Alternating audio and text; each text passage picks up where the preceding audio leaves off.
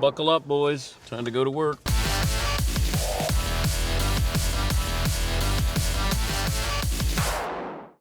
going to make some assumptions.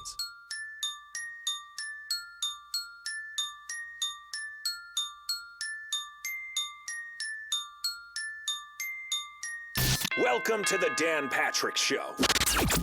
NFL teams think Cowboys have, quote, unfair draft advantage. Jerry and his son Stephen Jones get to be together in the same home on draft day. Bringing you the best in sports talk, no matter where you are. It feels like teams are building in excuses if they screw up their draft pick. Never would I ever think that somebody would say Jerry Jones and his son in the same room in their home is an unfair advantage. Well, being in your own home is one kind of an advantage. Jim Nantz, lead play-by-play voice of the Masters. Now, you know what I've done? I've shut myself out. I've locked myself out of my home. I was trying to go back to my office. Broadcasting live from the Mercedes Man Cave, this is Dan Patrick. Made it to a Friday, a meat Friday at that. I think kielbasa and sauerkraut is on the menu. Executive decision by yours truly. Welcome to the program. Gang's all here, either in front of me or via remote. We've been doing this remote stuff for a while now. Fritzy at home, McLevin at home, Seaton at home, and Paulie is right here in front of me. If you'd like to get in touch with the program, you can, 877-3DP-SHOW. Email address, if Marvin decides to check them, dp@danpatrick.com. Twitter handle, if Marvin decides to check that, at DP-SHOW. And we say good morning to our radio partners and, of course, youtube.com/The Dan Patrick Show. Free to watch all 3 hours. Coming up, the great voice of Sunday Night Football, Al Michaels. We'll also talk to the former Oregon quarterback, Justin Herbert, and Bryan Cranston, who was Walter White in Breaking Bad, will join us coming up as well. Come up with a poll question, got a play of the day, a stat of the day or two. But we start with UFC 249. After holding out as long as they could, UFC 249 has been canceled for this weekend. UFC President Dana White said it wasn't his decision. This went up the totem pole. Disney and ESPN, they're in business with UFC. They decided to pull the plug. Also, you had the governor of California, who also probably was the one who kickstarted this. Dana White has always been aggressive, in your face. That style's made him a lot of money and grown his sport to incredible heights, but it's an attitude that's not playing well right now. I'm sure MMA fans would be thrilled to watch an event right now. I don't even follow the sport, and I'd be thrilled to watch a live sporting event. But safety is paramount here. Whether you're on an island or an Indian reservation or wherever he was going to be able to hold this, and I still think eventually they're going to be holding some events here soon. But like the UFC, the NFL is used to doing what it wants to do. In this case, it's probably okay because the draft is being held virtually.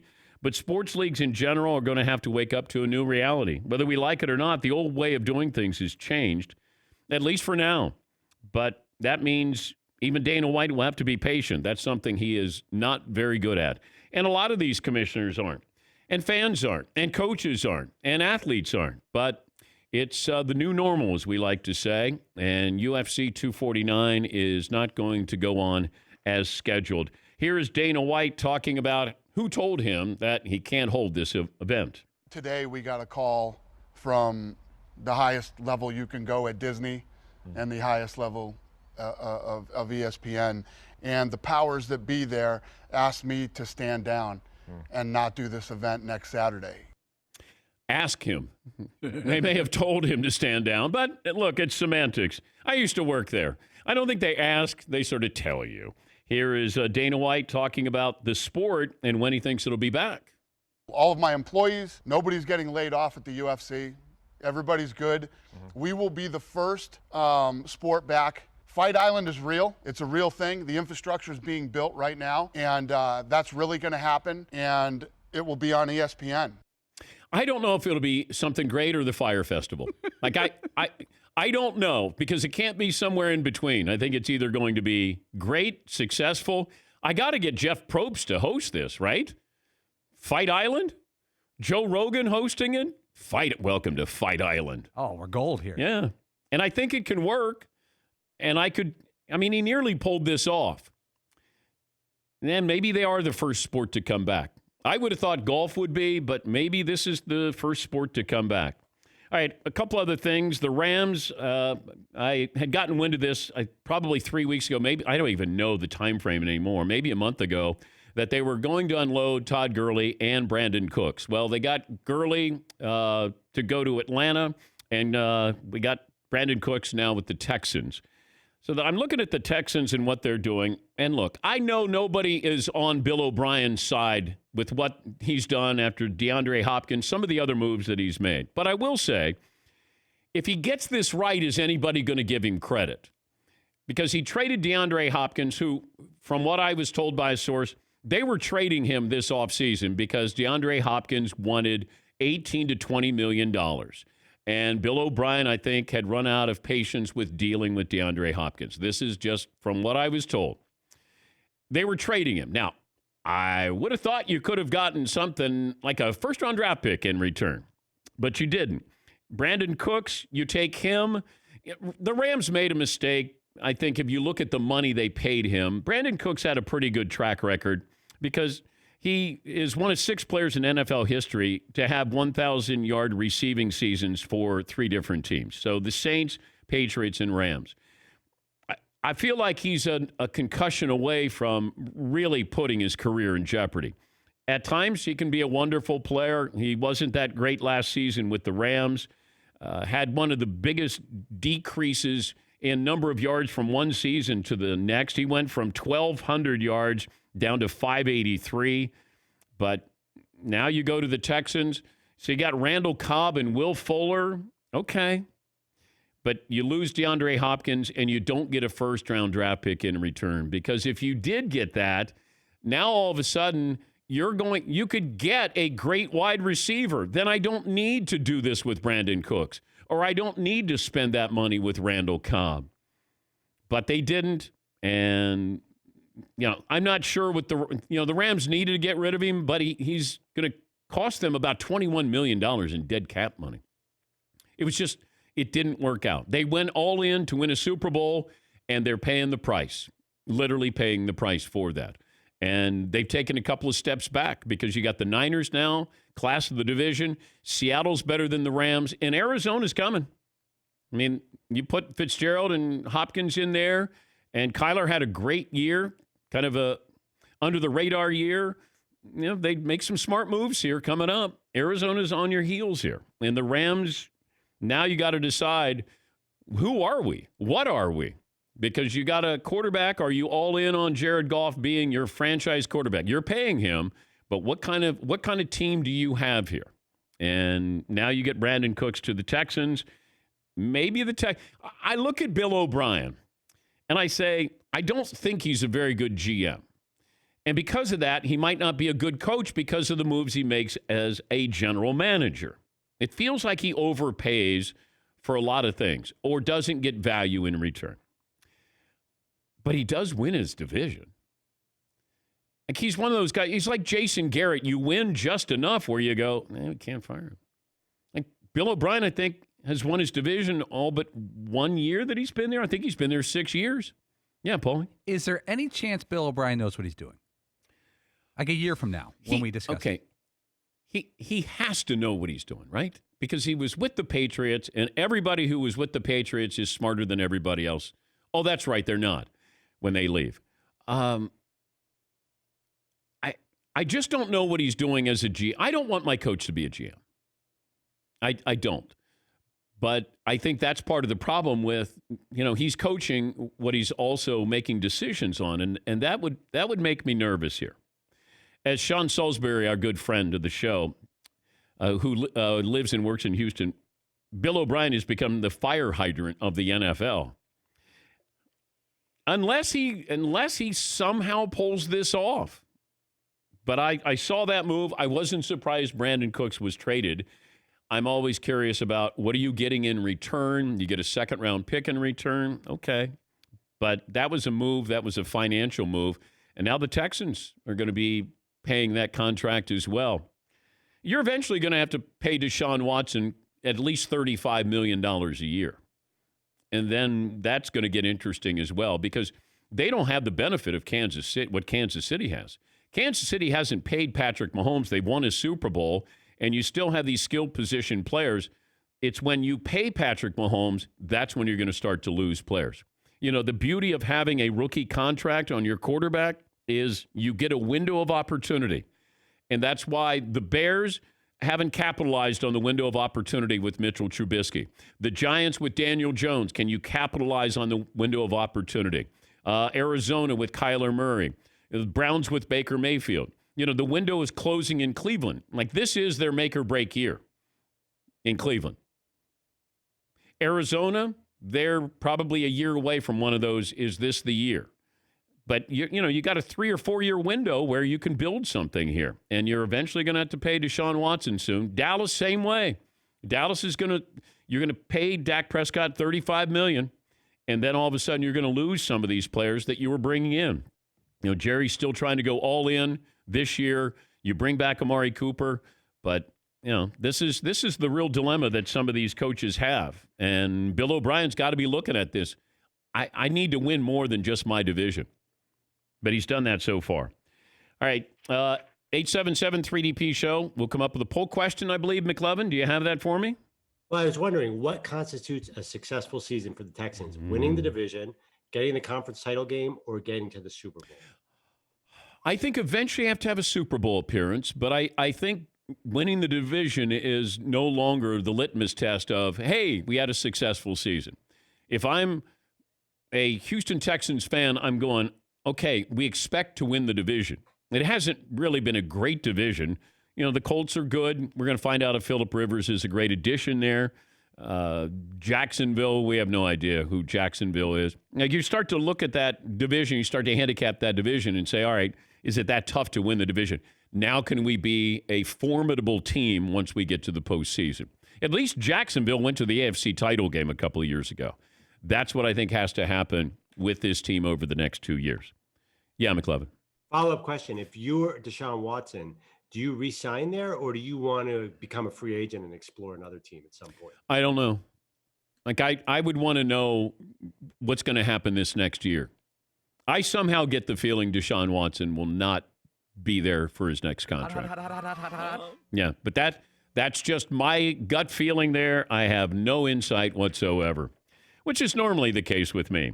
This program is brought to you by LegalZoom. No matter what happens, you want to make sure your loved ones are taken care of. That's why LegalZoom has made it easy to set up the right estate plan. You don't have to leave your home. You're taking care of your family today with the right estate plan at LegalZoom.com. I had a couple of things. The continued rise and fall of Tua Tagovailoa continued yesterday.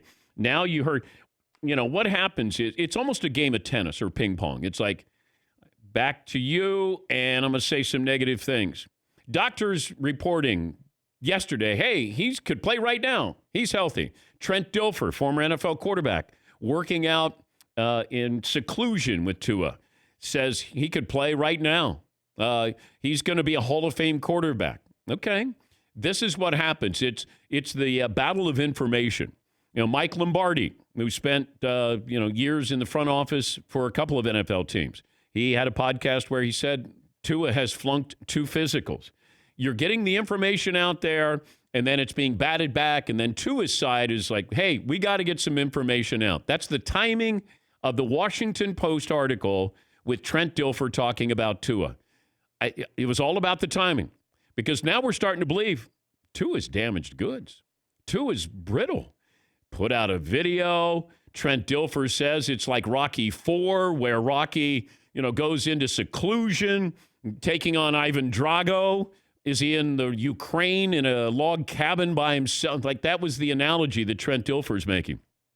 Tua's ready, and he's coming. This is Rocky IV.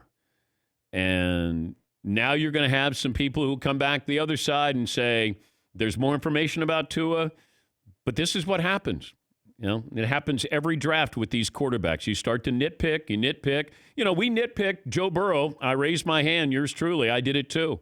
When he came on with us at the Super Bowl, I didn't think that he wanted to go to Cincinnati. And I think subsequent comments by him and his camp, I don't think he wanted to go there. This whole Ohio thing, he's from Athens, Ohio, which is nowhere near Cincinnati. And he moved around a lot.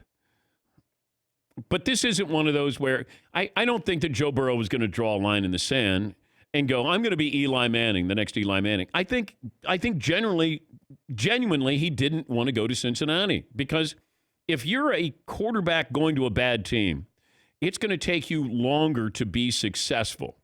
Patrick Mahomes, if he's in Cincinnati, is a novelty. He's good. He's interesting. He's not Patrick Mahomes.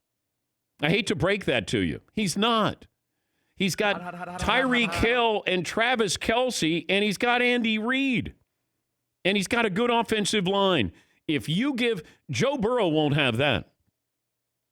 Kyler Murray going into that situation. Daniel Jones going into that situation. If Deshaun Watson and Patrick Mahomes have succeeded, Dak Prescott succeeded because of who drafted them and when they drafted them. If you go up top, it's going to take you 3. Joe Burrow is going to have struggles for at least 2 years, maybe longer. Tua might have struggles, but it feels like the Dolphins have a little bit better infrastructure than the Cincinnati Bengals do right now. Justin Herbert, who will join us later, going to the Chargers might be a great thing. I got weapons there. I don't know why my voice went up that high. You got weapons there. But, I mean, that would be a great situation to go to. It's some of these other teams where you go, Baker Mayfield may get swallowed up by all of this. He went number 1 to a bad franchise. They got talent, and they should be a playoff team this year. And if they're not, then I think Cleveland is going to start to look at what is plan B here. If it comes down to Baker is not great. But, these are the things that are happening here. And Trent Dilfer was very strong in what he was saying about, Tua, and Tua's ready to play. The Texans are the only current franchise that has never reached a conference championship game. Oh. Just throwing that out there. But maybe Bill O'Brien pulled this off. Maybe he's got a better team. Got rid of DeAndre Hopkins, and I don't know. He had to have a great football IQ to get the job, right? Like he has to, I think. It's just the GM moves sometimes are puzzling there. All right, we'll come up with a poll question. We'll take a break, and then we'll come up with a poll question. Vote on the Meat Friday songs. We're down to the Elite 8. And let me see. Anything else that I need to mention here? We got the kielbasa and sauerkraut. Anything else? Am I leaving out anything? Paulie? I'm hearing rumblings of something in the Danette stratosphere. I'm hearing rumblings of a one-line Against the Grain later this hour. Oh, my God. And it is... Hot. White hot. I'm not kidding. Hey, McLovin has a one line. That's what I'm hearing. Green. Yes, McLovin. So I might have sent a note to Paulie with an opinion that I said, this is, I don't know if I'm ready to go public with this. And you know how Paulie works. Okay, well then. Immediately he's like, we got to go public. Tease it. Okay. Yeah, Paulie. Dan, you know my policy. If you tell me something, it's going on the air. If you ask me not to bring it up on the air once, it's still going on the air. If you ask me a second time not to bring it up on the air, then I will not bring it up on the air. Also, I have some intel on Justin Herbert from my NFL source yesterday. He heard that we were going to have Justin Herbert on, and I'll give you some of his thoughts. Also, his thoughts on Tua, all this information that's out there, and how risky that pick is. I said it yesterday. I firmly believe it. The Dolphins or the Chargers or maybe a mystery team will have to weigh the fear of taking him and the fear of passing on Tua. 19 after the hour, just getting started on this Friday. Dan and the Danettes, Dan Patrick Show. Checking things all the time, right? You're checking your email, you're checking your Instagram, maybe your ex's Instagram, but what about checking something as important as your credit? Discover makes it quick and easy, even if you're not a customer, and it's free. Discover is now offering FICO credit scores, the score used by 90% of top lenders, and they do it for free, even if you're not a customer. Checking your score won't hurt your credit, and you can check each month for changes. Discover Credit Scorecard. Free for everyone. Learn more at discover.com/credit scorecard. Limitations apply.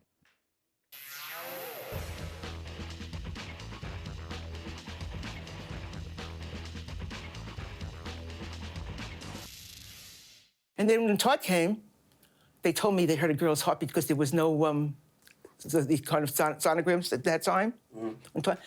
And the doctor said to me, "Oh, well, I hear a very strong heartbeat." Yeah? What was that? That's a girl. There came out Todd.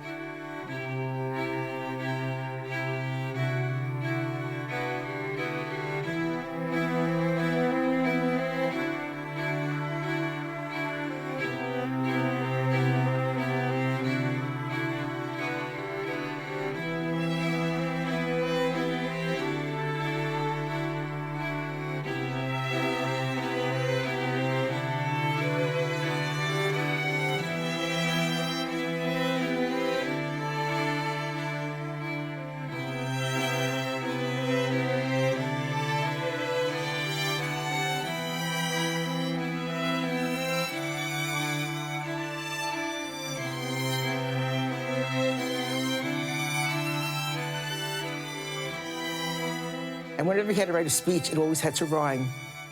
Everything had to rhyme with Todd. If you're a school teacher and you write a lesson on a blackboard, it's really, really good. It's called a chalk off. That's right. Greatest show on turf, the running back there would have a Falk off. I was going to say, if we're having a contest, who could eat the most sausages, that would be a... Sausage off. The judges were looking for pork off. If you come to a spot in the road and you pick the right road to go down, that would be a... fork A off. fork off. There you go. Just don't rhyme. But you realize that none of those rhyme with the jokes that we've been making. I thought we were going with walk off, talk off, and that's why I did pork off and pork off. You should actually change the I it's should pork. fork off It's it. not pork. Like walk and pork. It's a talk, caulk, chalk, Pork. and you went pork. I went pork off. Yeah. I have a very wonderful, loving relationship with my mother. She says some things sometimes where, it's all under the guise of, I don't know if it's a Jewish thing or just a Naomi thing with my mom. I really didn't think of him as a comedian. I mean, because this was this was Todd. Oh, yeah, he doesn't stop talking. And he talks fast. And he was extremely anal. Like I said, he was funny, but it wasn't not even intentional sometimes. It was just funny. He doesn't know how to sweep. He doesn't know how to sweep. No. That's my fault. Is it? I did everything for I didn't want them to get hurt or to be bothered. I'll take care of it. I'll handle it. And that wasn't good. Now, when I realized that with my grandchildren, that they have to do their thing. And my daughter said, "We learned from all your mistakes, Mom." My dad and my mom were always very funny. I remember growing up as a kid, I would, even if I didn't understand the jokes, my dad would command a room, whether it was at a restaurant or at a family gathering, and people would be just in tears, food spitting out of their mouth, crying with laughter. And I was just always amazed by that. And I thought, what a wonderful thing to be able to do. What a great feeling it is to laugh. But when his father was very ill, it was very hard on all of us. Draymond Green, because he's not going to be in the playoffs this year, but is your job safe? Dan, Draymond Green he's a nice guy. I like Draymond. And he's a good player. But you know what he is? He's like the guy in the boy band who's the least important member. And he thinks the crowd is like cheering for him. He doesn't realize he's standing next to Justin Timberlake. Yeah, he's the least famous person in the boy band, and he thinks he's a star. So he's Joey. Not. He's Joey Fatone. I'm not going to talk about Joey. I know Joey. Okay, Lance Bass. He's Lance Bass. Stop it, man. We're not going to insult him about it. But he's like in the boy band, who's lucky to be in the boy band, and like he thinks all the girls are screaming for him. And like, no, they're screaming for Justin Timberlake. You're just in the band. Enjoy being in the band because you're never going to have any hit singles.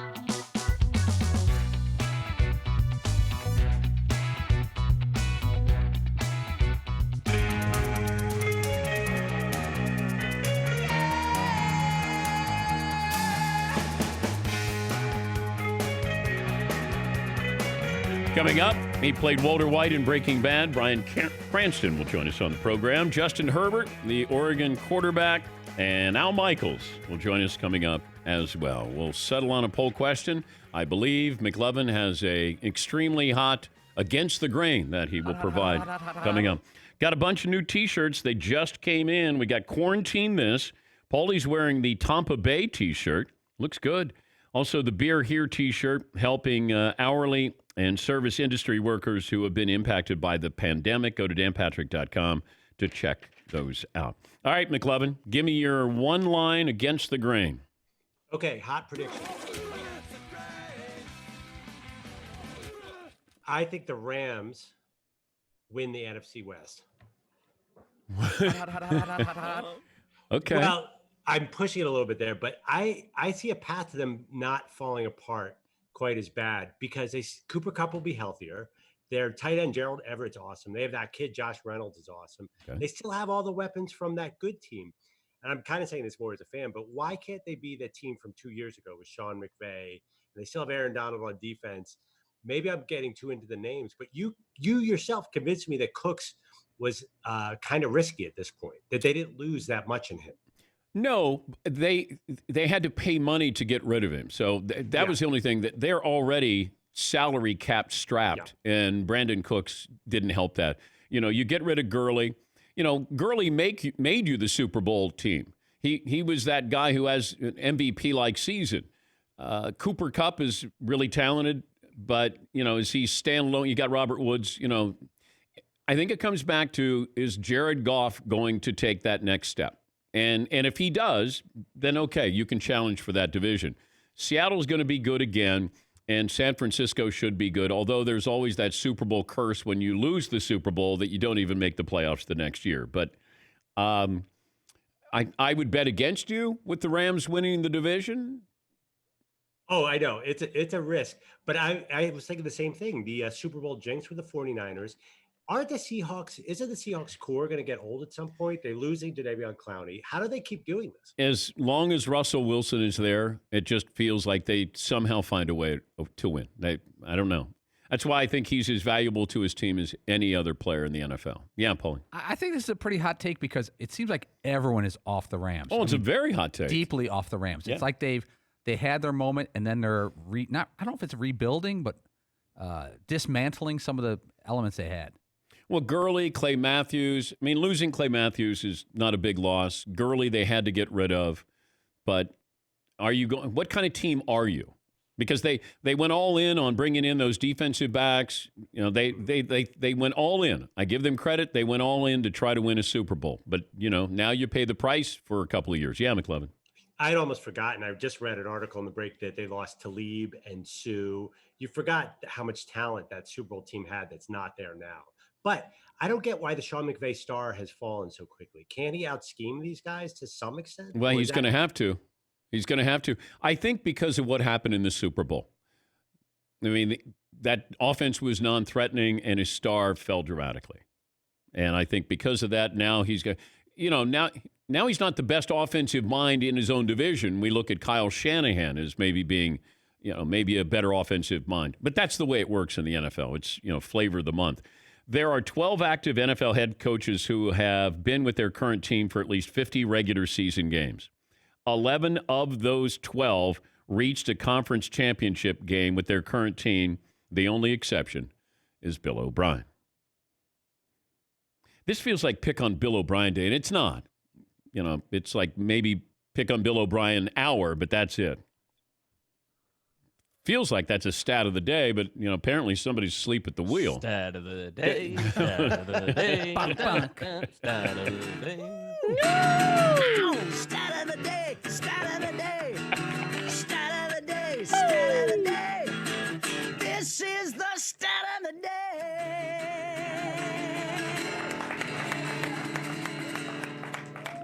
David in Houston joins us. Hi, David.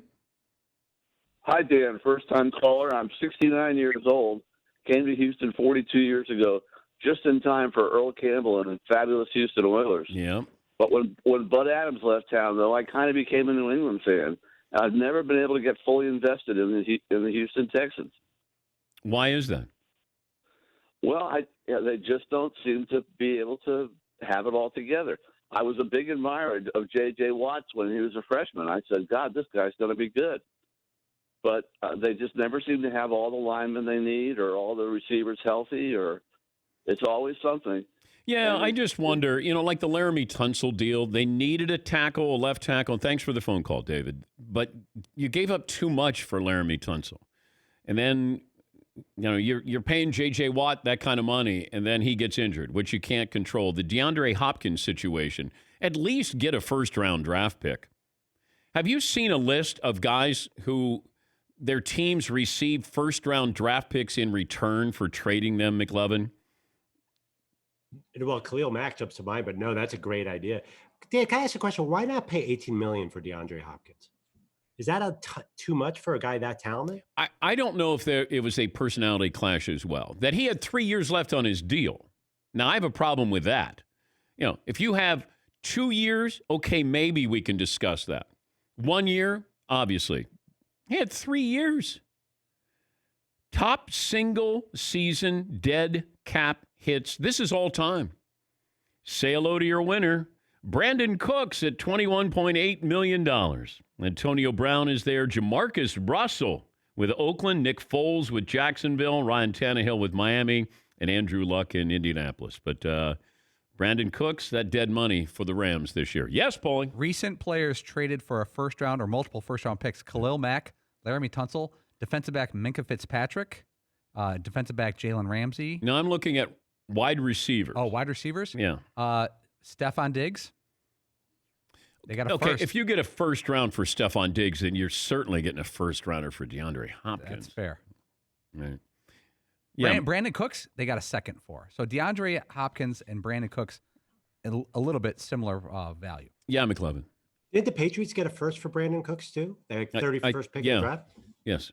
Yeah, absolutely. The Texans, that makes the Texans look worse. Yes. Just get a first-round draft pick. That's all. And I would have been okay with it. I wasn't completely sold on it because DeAndre Hopkins, he's top 5. He's a top 5 receiver. But I think this was a personality clash from what I'm told. All right. I did some work when we got done with the show yesterday. And, I knew that was coming. Thank you. Too easy there. I reached out to one of my sources. I know you guys hate hearing that, but I want to let you know that I'm getting this from people that I value. And just so you know, it's not like I'm hearing. No, I'm actually talking to people who do this for a living. So I don't try to hide behind, I'm hearing. If I have something I feel like is legitimate, that is, that I can back up with somebody talking to me, then I reach out to them. My NFL source said this about Justin Herbert. He's the beneficiary of the current state. 4-year player at Oregon who most teams had full reports on after his junior season because they thought he was coming out. Had a good senior year, wins the Pac-12 Rose Bowl, goes to the Senior Bowl, good week, follows that up, good combine. And his pro day is one of the last ones before everything got shut down. He checks all the boxes and is safe but not sexy choice. It's all about the physical with Tua. Goes on to say, because somebody is going to do something different in this draft with a quarterback. And he said, New England's not going to go up into the first round, but New England has a quarterback to draft. Possibilities are Nate Stanley from Iowa, but he'd be late. Smart and big. Bill Belichick and Kirk Ferentz are close. Both father and son work for Belichick. The other quarterback to keep an eye on for the Patriots is Jacob Eason, who has the best arm in the draft. He's like Drew Bledsoe. Intangibles, a huge question, and he was not good when interviewed at the Combine. Keep in mind the Patriots drafted Ryan Mallett, who didn't have a glossy history, so it's possible he's on their board. I then follow up with my source, and I say, it seems like Tua's side is trying to put out fires. And my source says, Tua could go 3rd or 23rd in this draft. So, some good stuff there. Now, that's just one person's opinion who's involved in the process here. Has no agenda whatsoever. None. He gives me the honest truth. And everything he's told me, it's come to fruition. It's like, when I talked to him the other day when I said, what are you hearing about the draft? He said, well, Pittsburgh's trying to extend it for 3 rounds. I said, no, I haven't heard that. He goes, yeah, I don't know if it'll come out today or tomorrow. Well, the New York Daily News had it the next day. I mentioned it on the show, and it's like, he knows what's going on. He's the one who said Baker Mayfield is going number 1 to the Cleveland Browns. And I came in that Monday, and the Danettes about fell out of their chair. I said, I know. Make sure you got your seatbelt on. Baker Mayfield's going number 1 with the Cleveland Browns. So the information is good, and that's why I tried to share as much as possible. Paul in Ohio joins us. Hi, Paul. What do you have for me today? Hey, buddy. What's going on? Oh, I wish I was cooking in jerky right now, bud. Well, hey, I got a take on the Rams for you, and I'm going McLovin's way because they've got tons of receivers in this draft. They had to get rid of Gurley. I mean, it was just a bad situation all around. And his mid-round draft picks have been hitting. He threw a lot of kids in there that due to injury last year, and they paid off. And actually, they were only a doink away from making the playoffs last year at 10-6. I'm willing to put up a shower of shame on this one, buddy. They'll make the playoffs. No. Will they win the division there, Paul? Ooh, well, win the division. I'm just saying make the playoffs. No, this is winning. McLovin said the Rams are winning the division. By the way, kudos to McLovin, man. He's on fire. Wow. So are you there, Paul. Have a good weekend. McLovin, somebody complimented you. Well, I have to admit, I was aware of our market share in LA when I came up with the stake. Because you are Mr. LA. Oh, look at the tan on Zoom. Yeah, it's great. Yeah, you're looking good. Looking good there. All right. I saw this from Terry Bradshaw. Terry was on a radio show, The Cook and Joe Show, 93.7 The Fan. And he had this to say. He was asked about, I don't know, I'm assuming that show is in Pittsburgh. I'm not familiar with that, but I wanted to make sure I give them credit for having Terry on. Here's Terry Bradshaw talking about Tom Brady is not the greatest quarterback ever. First of all, I don't think he's the greatest quarterback of all time. It's hard to say he may be the best quarterback we've had in the last 30 years. Is he better than Staubach? No. Is he better than Dan Fouts? No. Dan Marino? No. I'm talking talent-wise when you put all of it together. Does he have more Super Bowls than anybody? Yes. Therefore, he's the best. And I absolutely have no problem saying if you've got the most Super Bowls and he's done it, you can be in there. But I don't put anybody as the greatest of all time. I would never do that. All right. So we're just talking about not your resume as much as your physical traits there. So it's an argument that you're not able to win and probably not able to lose because you can say, well, Aaron Rodgers is as talented as anybody who's ever played the position. Terry Bradshaw is as talented as anybody who's ever played the position. He was a great athlete. But that was courtesy of the Cook and Joe Show, 93.7 The Fan in Pittsburgh. Dan Fouts is wonderful. I mean, all these guys are. And this is the danger when you get into this discussion. Now, all of a sudden, I start to bring somebody down to then elevate Tom Brady. Tom Brady is not the most athletic quarterback. His physical traits, no, he would not be in the top 70 percentile. But he's the best at this job. I don't know who's better at doing their job. If the goal is to win championships, then there's nobody better at that position. Now, is he a better quarterback than Joe Montana? No. Like if you just said, what Joe does, the physical traits, the skill, the clutch, is he better than John Elway? No. But if we're looking at resume, and this is how I didn't make up the rules. Somebody made up or, we all decided, hey, you got the most Super Bowls. That means you're somehow better than everybody else. What if Adam Vinatieri doesn't make those clutch kicks? What if Brady is 3-6 in the Super Bowl? What if he is LeBron-like? Got there, didn't win. This is why LeBron can't be the best player of all time. Mike never lost. 6-0. What if LeBron had 7 NBA titles? Hot. Then we got a real discussion there. What if Montana was 6-0? No losses, and Brady was 6-3. Who's the greatest quarterback of all time? Well, Tom went there 9 times. See, that's why it's semantics with this. Jamarcus Russell had as much talent as anybody who's ever played quarterback. He just, I don't think, cared at being great. I think he was great in college, and then that was it. There have been unbelievable talents playing that. Randall Cunningham is as talented as anybody who ever played that position. I mean, the guy once punted 80 yards, I think, maybe 90 yards. I think he's up there for one of the longest punts in NFL history. Like, he was incredibly athletic. But the position is not about athleticism. You got to be able to throw the ball. They all can throw the ball. Now, it's what do you do when you have to do something? What do you do when you get knocked down? What do you do after you've thrown a pick six? That's what separates good from great, great from Hall of Famers. And that's what Brady was able to do. It's an interesting discussion, but it's not one of those where you go, I got the right answer. Roger Staubach was one of my favorite quarterbacks. And I hated the Cowboys. That's how much I loved Roger Staubach, and I wanted him to do well, and I wanted the Cowboys to lose. Imagine that when you're watching them play. He was as athletic as anybody who ever... Roger Staubach in today's game, that would be a sight to see, because he was incredibly, incredibly athletic.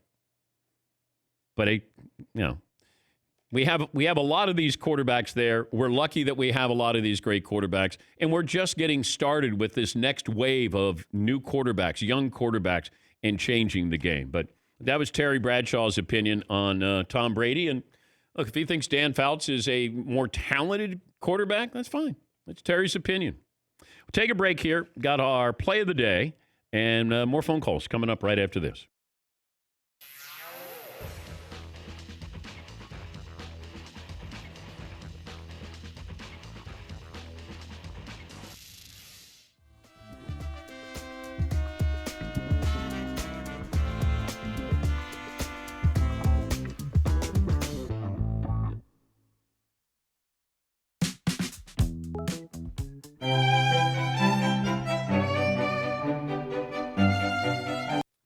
Guys, a fun week. Great show today. Huge guest list. Nice job, Fritzy. Now, Dan, the guys at home, we haven't been able to hang out with them as much, so we thought we'd give them some time to show off things at their household. I think I'm going to start with Seton O'Connor, then Todd Fritz, then Andrew Perloff. See, what do you have? This right here is a DVD of a movie called The Godfathers of Hardcore. Oh. And it's about a band called Agnostic Front. It's like an old hardcore band from the 80s, although they still tour now. And the movie was funded as a documentary, and it was funded on Kickstarter. And when you watch the credits at the end of it, you'll see a Patrick Seton O'Connor rolling through. Yeah. TV producer. I don't even remember how much money I gave the Kickstarter. It wasn't all that much money. It was like 11:30 at night, and I was like, yeah, I'll do that. And there you go. Wow. I guess I'm a backer. Is that considered being a financial backer at this point? Immortalized. Yeah, mogul. Fritzy, what do you have?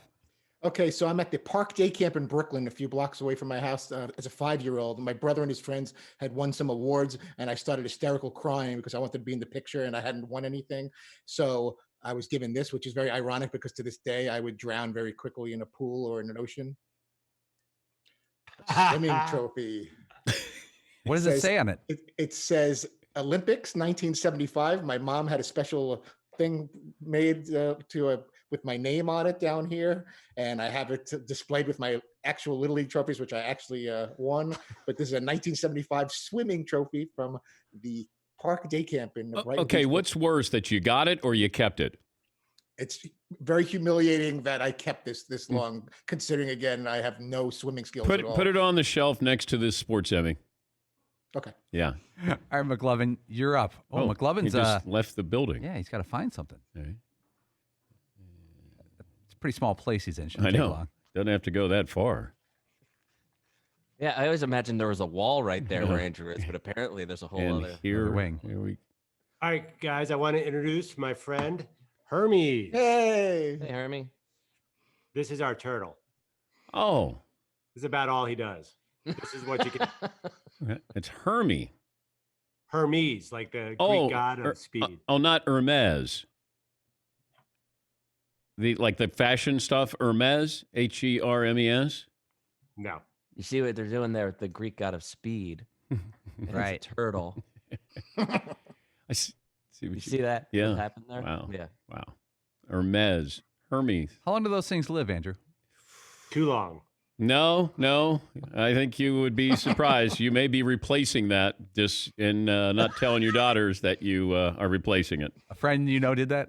Yeah. Someone close to me did that a couple of times. I think we did that with a hamster. I think we painted a white spot on the hamster on its head because the old one. Never mind. All righty. Big show. Yeah.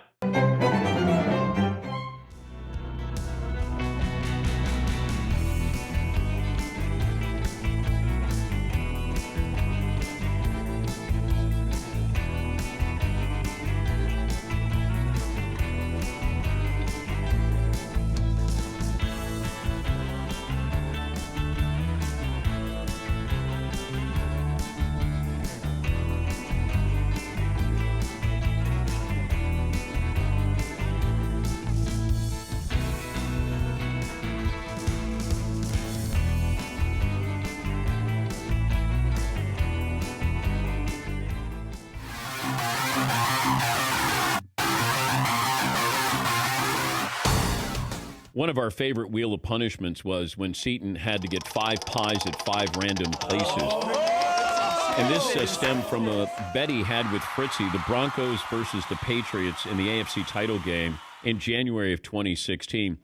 Seton didn't know when he was going to get these pies, where he was going to get these pies. There were some people who said that's a pretty light sentence for Seton. It turned out to be one of our favorites, especially with the payoff of J.J. Watt at the Super Bowl in San Francisco delivering the blow.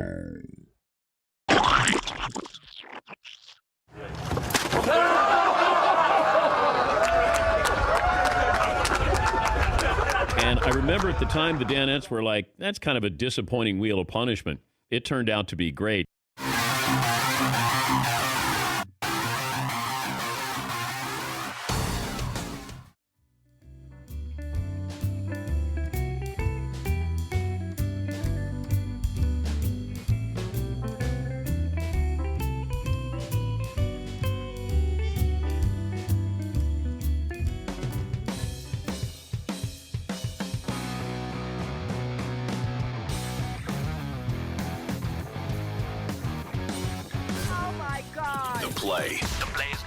Of the day. Runner left side, got it! They're gonna play it and play it. This is the play of the day.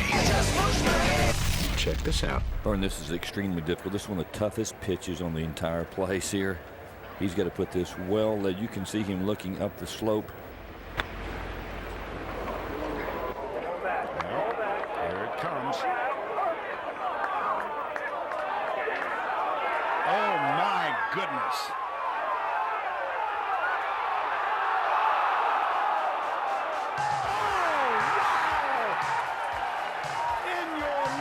Have you seen anything like that?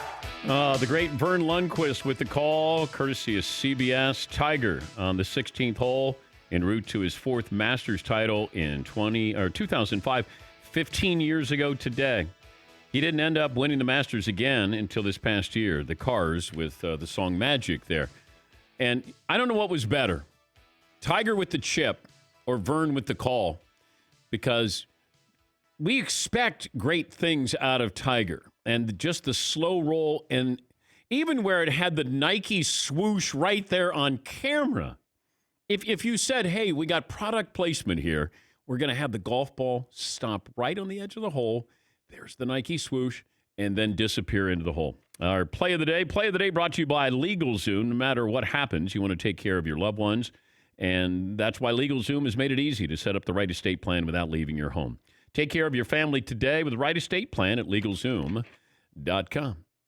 McLovin, what poll question are we getting? Oh, by the way, I found out Randall Cunningham had a punt that went 91 yards.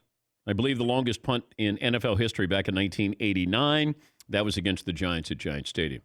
Just another idea of what Randall Cunningham was capable of doing. What poll question are we going with, McLevin? We have two quick options here. Do you want to go with the Tom Brady talent question? Has he ever been a top 3 most talented quarterback in the NFL?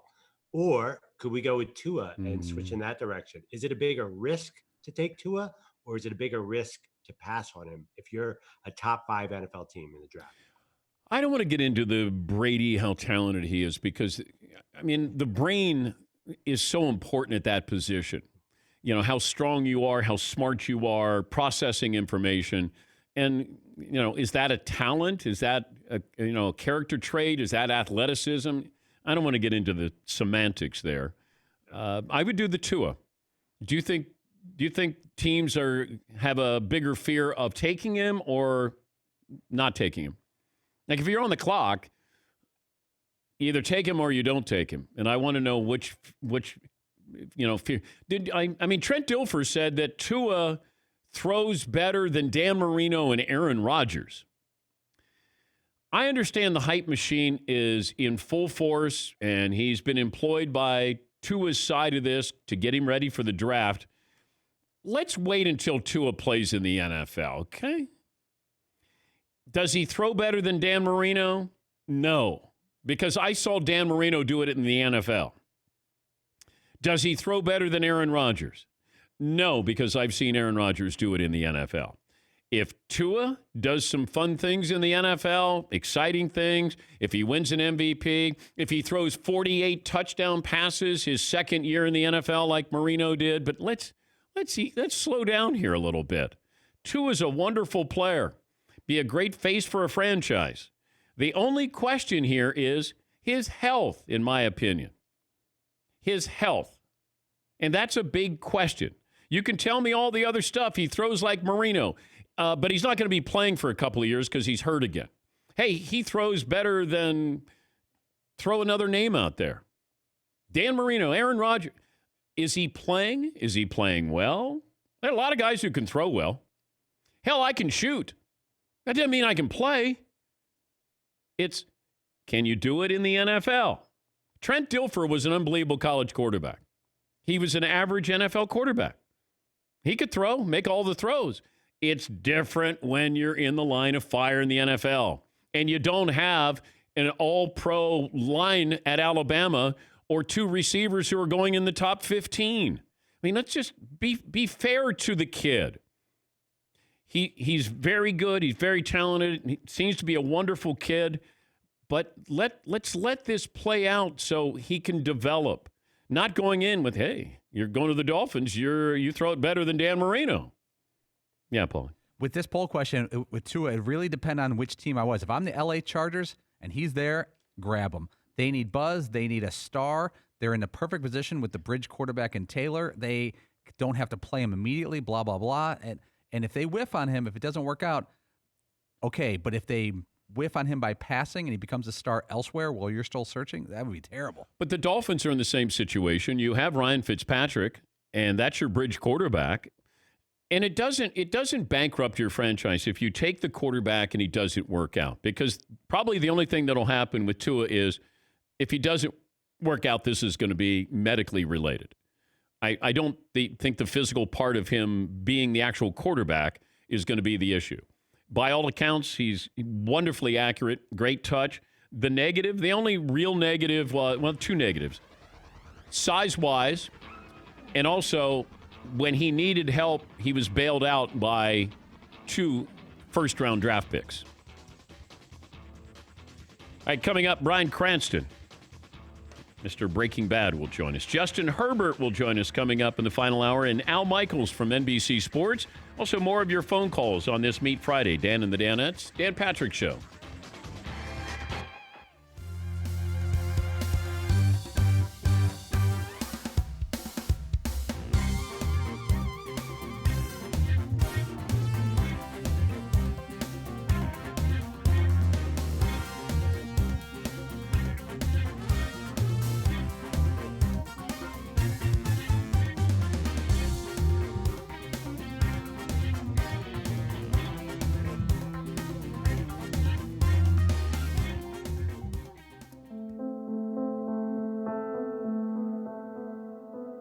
But when his father was very ill, it was very hard on all of us. We used to sit and think, what are we going to do if he dies? How are we going to get?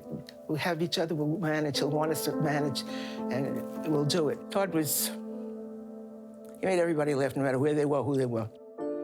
Well, it means a lot, because when my dad passed away, obviously it was a horrible time. He was dying of cancer, and this athletic, muscular, handsome, he looked a lot like James Garner, the actor, and to see him wither away like that was very difficult. And I, to this day, I feel a little guilty. I had a big job opportunity just a couple of months after my dad passed away. He died in November of '91, and then I got a call in January of '92 to move from New York to California to help start an all-sports radio station. I'll remember that more than any humor I brought to the table to help everybody get past, including my own sadness that that she let me go and gave me some money, and I had her blessing, as hard as it was for her to see me leave the nest and to go to the opposite end of the country.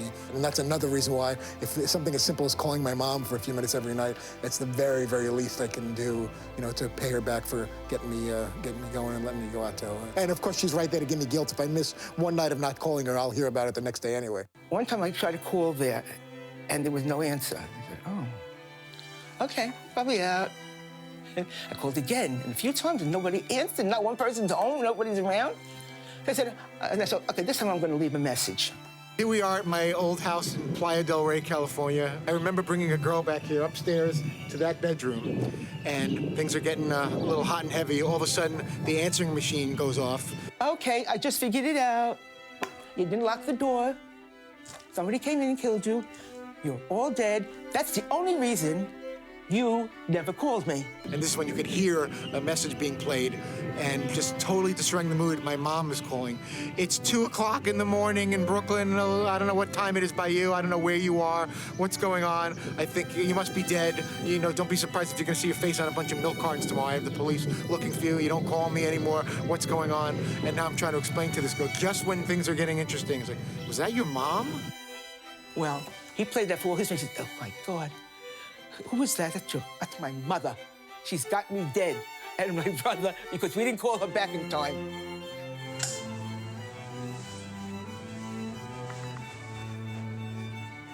His coach, that he gave him an award. He said, I feel that he should have an award.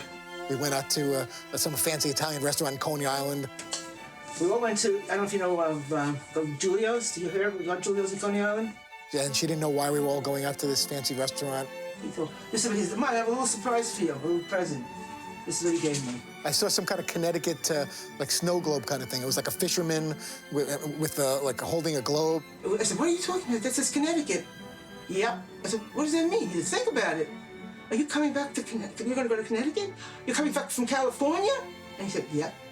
Jen and I announced that after 10 years living in LA, we were moving back east, and we were planning on starting a family. So she wasn't pregnant at the time, but they understood that it was shortly after 9/11, and it was time to move back east and start a family and have future kids close to grandparents and uncles, aunts, and cousins, and this was the big announcement. And she thought when she sent me to LA, maybe I'd be there a few months or a year, and it turned out to be 10 full years from '92 to '02.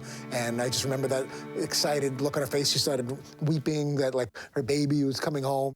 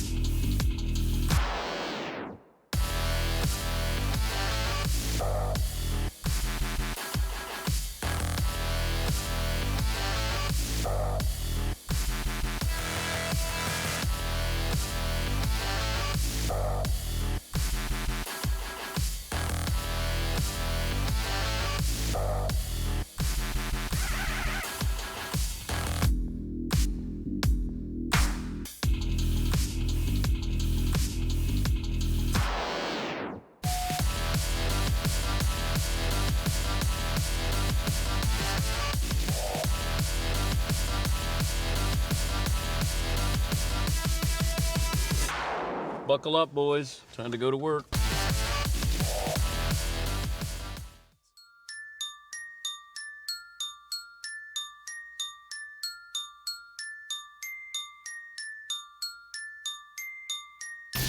Welcome to the Dan Patrick Show. NFL teams think Cowboys have, quote, unfair draft advantage. Jerry and his son Stephen Jones get to be together in the same home on draft day. Bringing you the best in sports talk, no matter where you are. It feels like teams are building in excuses if they screw up their draft pick. Never would I ever think that somebody would say Jerry Jones and his son in the same room in their home is an unfair advantage. Well, being in your own home is one kind of an advantage. Jim Nantz, lead play-by-play voice of the Masters. Now, you know what I've done? I've shut myself out. I've locked myself out of my home. I was trying to go back to my office. Broadcasting live from the Mercedes Man Cave, this is Dan Patrick. Hour 2 on this Friday, Dan and the Danettes, Dan Patrick Show. Glad to have you part of the program. If you're watching, you're listening, emailing, tweeting, all the above, spend some time with us if you can. We got Meat Friday, kielbasa and sausage. I picked the menu today. Sauerkraut, I should say. We're going to have sausages with the kielbasa, so I went kielbasa and sauerkraut today. I'm sorry, McLovin and Seton and Fritzy are at their homes and won't be able to share in this. It sounds fantastic. Yeah, it's going to be so good. You guys don't get to have any of the salad I'm having, so. Touche. Who really loses? McLovin just held up was that a turtle? Is that your girl's turtle? No, it's a tortoise, actually. Oh, it's a tortoise. What's the difference? Yeah. I don't know. Doesn't a tortoise always seem big and a turtle is small? At the zoo, you have those giant tortoises. Yeah. That's how I learned about the birds and the bees, to be totally honest here. From the tortoises? Seeing the tortoises doing things at the zoo. Yeah. Anyway, getting way off track here. Yeah. But his name is Hermes. He's a tortoise. He sits right to my left. And how long have you had him? I've had him for 6 months now, and they say they live for 100 years. The tortoise lives for 100 years. I don't think the turtle lives for 100 years because tortoises. Yeah, we had turtles. I can now say this, but we had a hamster, and I remember that it died, and I had to go out and get a replacement hamster. But the hamster had a little bit of coloring on its forehead, like red, part orange and part white. No, white. Yeah, like it had a distinctive birthmark there. And my kids are probably under 7, 8 years of age. So I had 4 kids under the age of 7. And I remember they love that hamster. And the thing, I check on it every morning. And I checked on it, and that thing was gone. So my wife says, you got to go get one. So I got to go get a hamster before they wake up. And then I got to put a dot. I have to paint a dot on the hamster's head just so. And then, eventually they caught on. Somehow the white disappeared there, and I was busted. So they wanted to know where the hamster went. So that was a replacement hamster. I mean, come on. You should be all right with that. Yes, Eden. When I was younger, my grandmother had a parakeet named Bing. And when she died, we got the parakeet.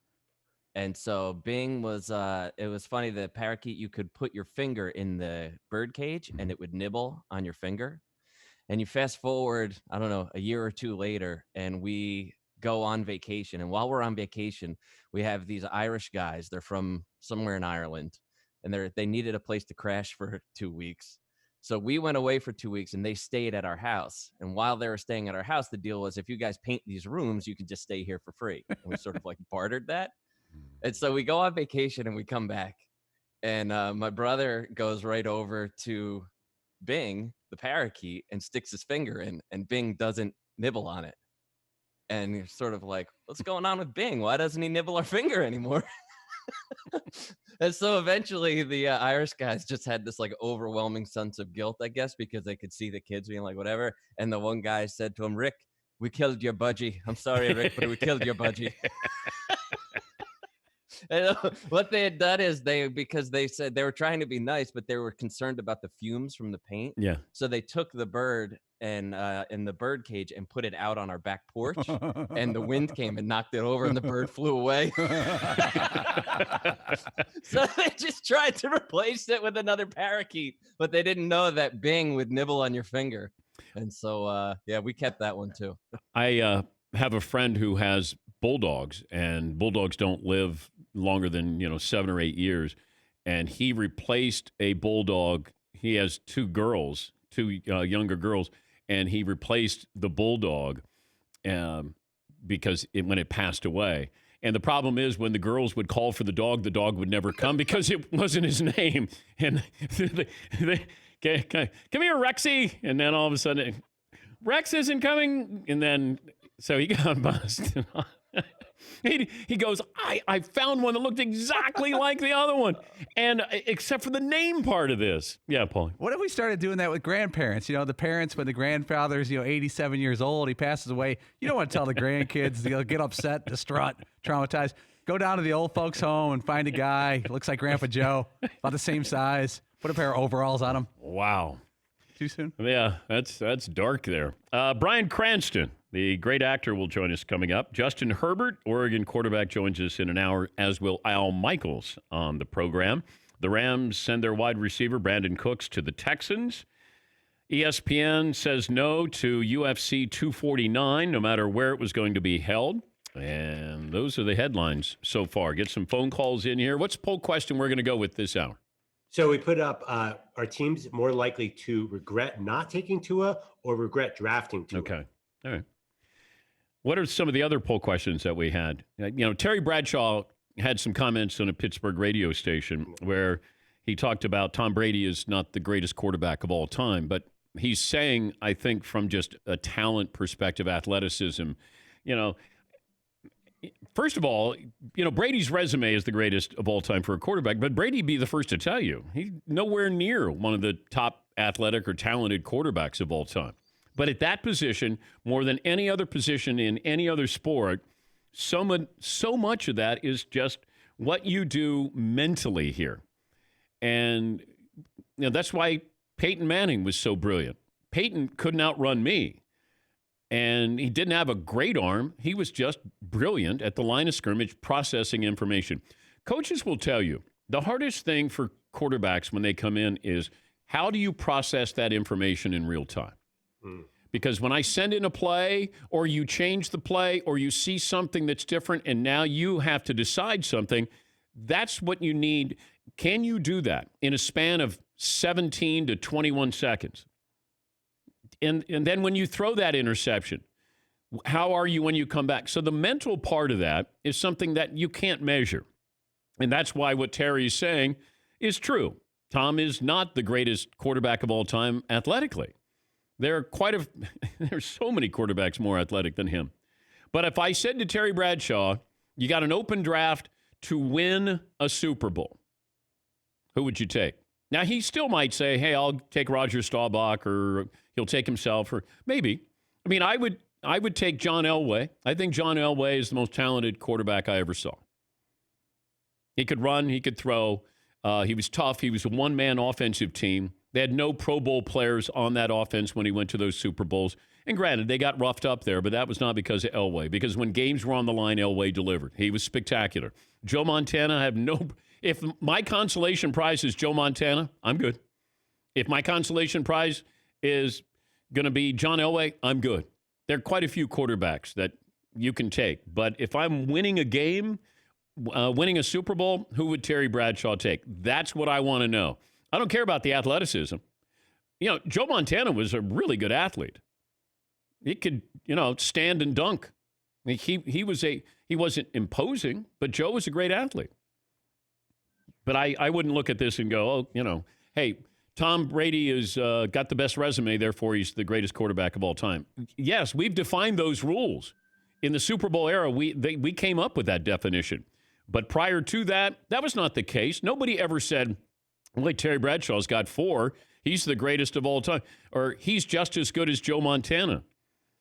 But sports talk is, well, LeBron and Michael Jordan. We love to have rankings. Who's the best? Tom's got to be the greatest of all time. He's got 6 Super Bowls. What if it was reversed and he was 3-6 instead of 6-3? Then he would be LeBron, and Joe Montana would still be the greatest quarterback of all time, probably in people's minds. I mean, that's how tricky all of this is. If Adam Vinatieri doesn't make a couple of field goals, then maybe we look at Tom Brady differently. And that's why it's dangerous when you get into these conversations because, for every person you put up and say he's the best, you can put up somebody else and say he's the best, or there's a negative to that quarterback. But resume, hey, Tom Brady, you want to put him as greatest quarterback of all time? Fine. Most talented? No. But greatest quarterback? Sure. I have no problem with that. Yeah, McLovin. If you're going to do a who's the most talented quarterback poll in today's NFL, I was looking at some choices. Do you have to say Mahomes, or does anyone challenge Patrick Mahomes like Aaron Rodgers, or is it a runaway?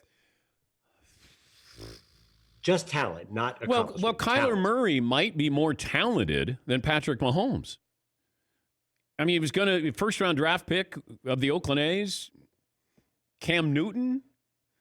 Lamar Jackson's extremely athletic. I'm guessing Mahomes would win it because we've seen him. He's a sneaky runner. He's not a great runner, but he's a dangerous runner. And with an arm like that and those wide receivers, he shouldn't run very much. Lamar Jackson, he has to use his legs. But Patrick Mahomes would win that, I think. I think he's probably looked at as the throws he makes, the athleticism in those throws, the ability to extend a play, beat you with his legs. Patrick Mahomes would probably be my choice for most athletic. All right, 877-3DP-SHOW. Email address dp@danpatrick.com. Twitter handle at DP-SHOW. You can watch this show for free. We're giving it away. YouTube.com/The Dan Patrick Show. Say good morning to Dennis in New York. Hi, Dennis. What do you have for me today? Hey, Dan. Hey, Dennis. I watch your show every day, and one of the things I enjoy most about it is the interviews.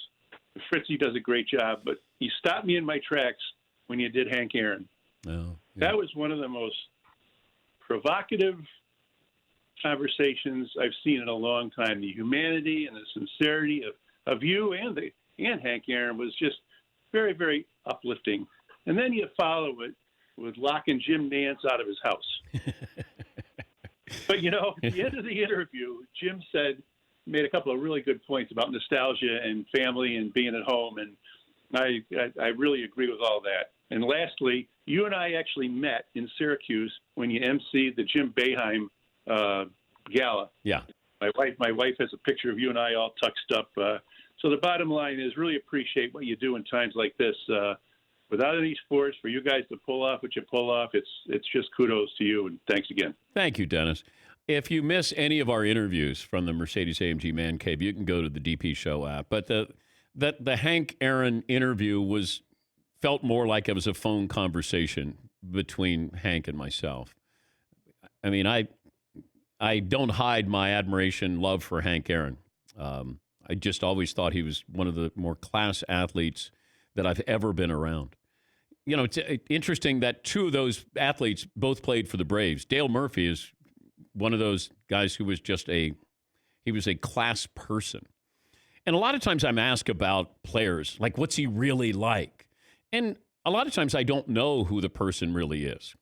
But I got the opportunity to get to know Hank Aaron a little bit, but I still didn't know him. And then, when he broke Babe Ruth's all-time record, and I believe Sports Illustrated had an article where they printed some of the hate mail that Hank received while he was in the process of breaking Babe's record. And I mean, it was heartbreaking because Hank Aaron didn't do anything other than go out and play baseball and play it at a high level, a Hall of Fame level. That's it. That's what he was guilty of. That and being African-American, if you want to call that being guilty of, because what he had to read, I think he kept all those letters too. But, oh, man, gut-wrenching.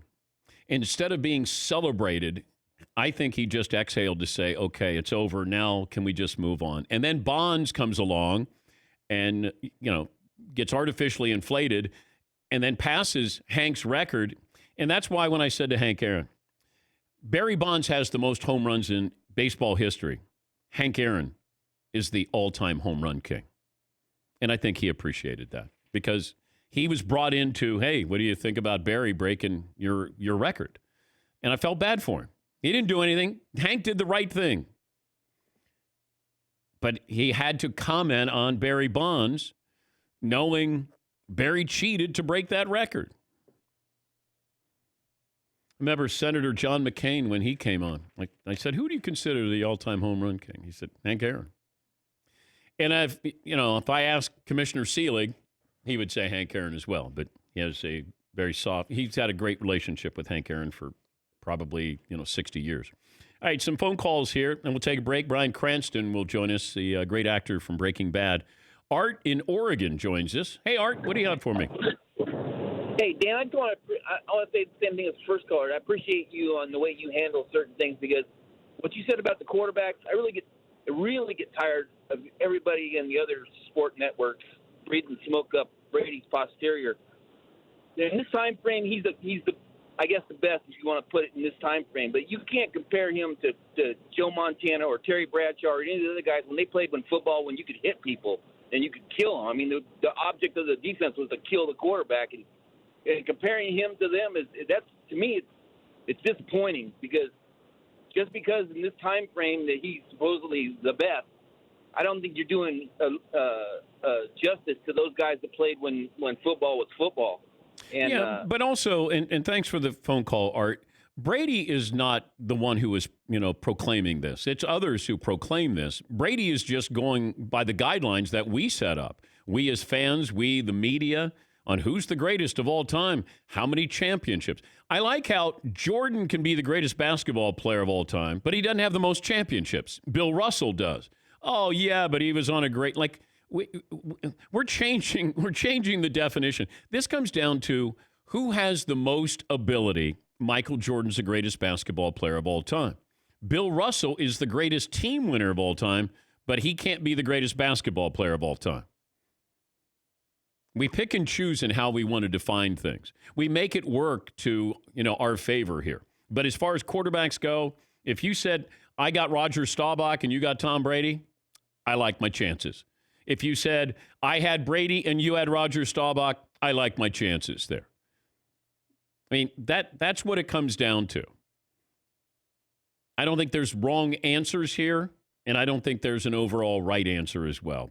But you do get into a dangerous territory where you start going, this guy's better than this guy, and better than this guy, and then better than this guy. And it goes back to what happened with the ESPN college basketball greatest player of all time.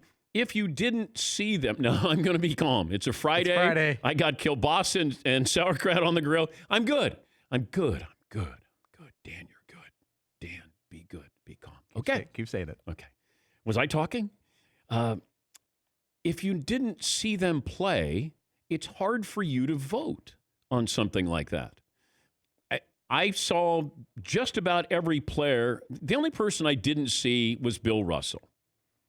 Of all of the great basketball players, and I'm talking about, Oscar grew up in Cincinnati, or played in Cincinnati. I grew up in Cincinnati. And he played for the Royals because they had a territorial draft back then. He played for the Royals. I got to see Bob Cousy play with the Royals. I got to see Wilt play in person against the Cincinnati Royals. Jerry West. Run down the list of these players.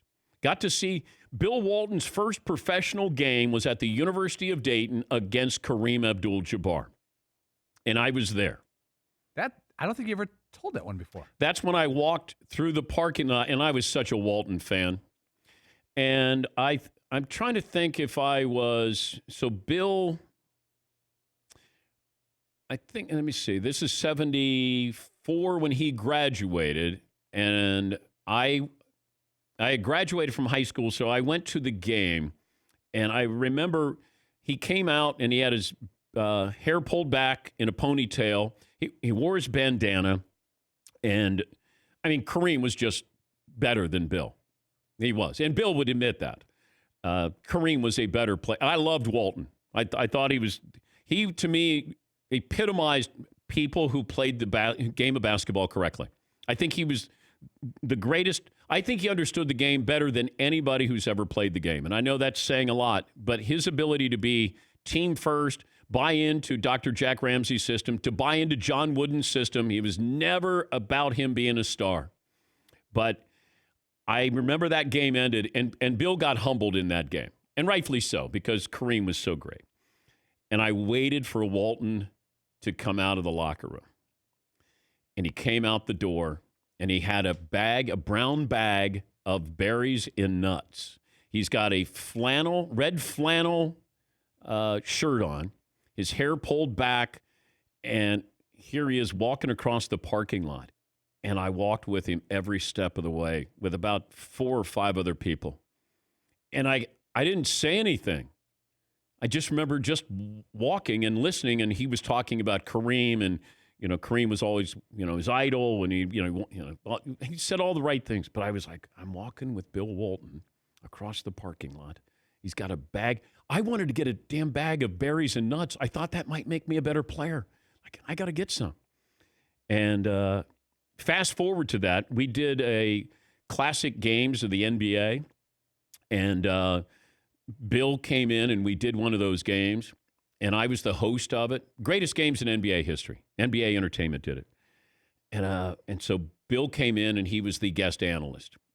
And I just remember we got done with the show, and he said, hey, are you going into the city? I'd like a ride. So I go, yeah, I'll drive you. I wasn't going into the city, but I drove into the city, and Bill Walton got into the front of, I had a Volkswagen Jetta. Yeah, man. So imagine Bill, who is over 7 feet, even though he always wanted to be listed at 6'11". His feet are up, like he could have rested his chin on his knees, and so he's in the front seat, and he goes, "Got any tunes, man?" And I go, "What do you?" I had 8-track. I had 8-track, tapes, and I said, "Hey, I got some Dylan. Dylan, love Dylan." I put Dylan's greatest hits. He sang the entire way into New York City when I dropped him off. So, one of my favorites. I don't know how I got off on that tangent, but hey, welcome to who I am in this show. We'll take a break. More phone calls coming up. We will talk to the great Bryan Cranston, find out what he's doing. Al Michaels in an hour, and the Oregon quarterback, Justin Herbert. All of that coming up next 90 minutes here on the Dan Patrick Show. LegalZoom, need to make it legal, make it LegalZoom.com. Health and safety at the top of everyone's minds right now. No matter what happens, you want to make sure your loved ones are protected. And that's why LegalZoom continues to provide a reliable way for everyone to set up the right estate plan. You don't have to leave your home. It starts with finding answers to your questions. And if you got a question, they'll have somebody who can answer it. They have a network of independent attorneys. They're there to guide you and advise you. Now, they're not a law firm. That's a great thing. They're not charging you by the hour. So you don't have to figure everything out on your own. There's simple things like last will and testament or living trust. What's the difference? What about advanced health care directive? What about power of attorney? All of those things can be answered for you. LegalZoom. Take the important step for your family today. Go to LegalZoom.com today and get started on that last will or living trust and more. You can find out about incorporating, DBAs, all of those things. They're there to help you all along the way. You want the right attorney for the right advice on the right estate plan? They have that for you. LegalZoom, where life meets legal.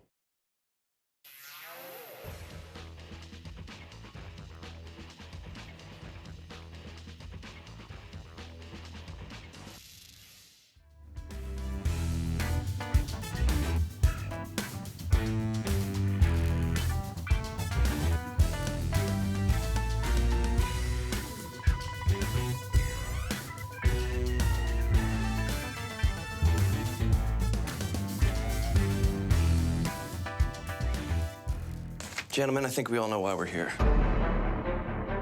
We've got some national issues that are pressing here. Are you prepared to handle this onslaught? We've done it before. Oh, yeah. No, that's true. Yeah, you guys are used to this by now, aren't you? So we're here at Lackland. What can you tell us? This base is 3 sort of combined into 1, is that right? Well, so we have Joint Base San Antonio now. So no longer do you have just single entities. You have these huge conglomerate bases. They're under, General Pringle is the commander of the base, Joint Base San Antonio. And so here at the 433rd, we have the C5 program. We are our own entity. We deploy anywhere in the world. We provide combat-ready forces to whoever asks for it. And so when the president makes a call or SecDef makes a call, then we're there to provide that. We have an operational unit which flies combat missions every day. We have the formal training unit, which trains all the C5 personnel. We're busier than all the other C5 organizations combined. Just here, we do it with the reserve. You want to go to Sim? Yeah. All right, man. Let's hit it. Is that a C? That's a C5. Dude, what? That's serious. Make sure you take your pictures. This is a once-in-a-lifetime opportunity. Come on in. We are in Weapons System Trainer number 4. What we do is we train engineers, loadmasters, and pilots in these devices. It is just like flying the airplane. In fact, it's so realistic. When we're flying, you're going to think you're flying. Pretty cool. We have the ability to make this daylight, nighttime, dusk, dawn, and we can put any kind of weather in there. Why am I getting nervous? All right, let's go. Throttle? Throttle them up. Throttle them up. There you go. Oh. All right, go.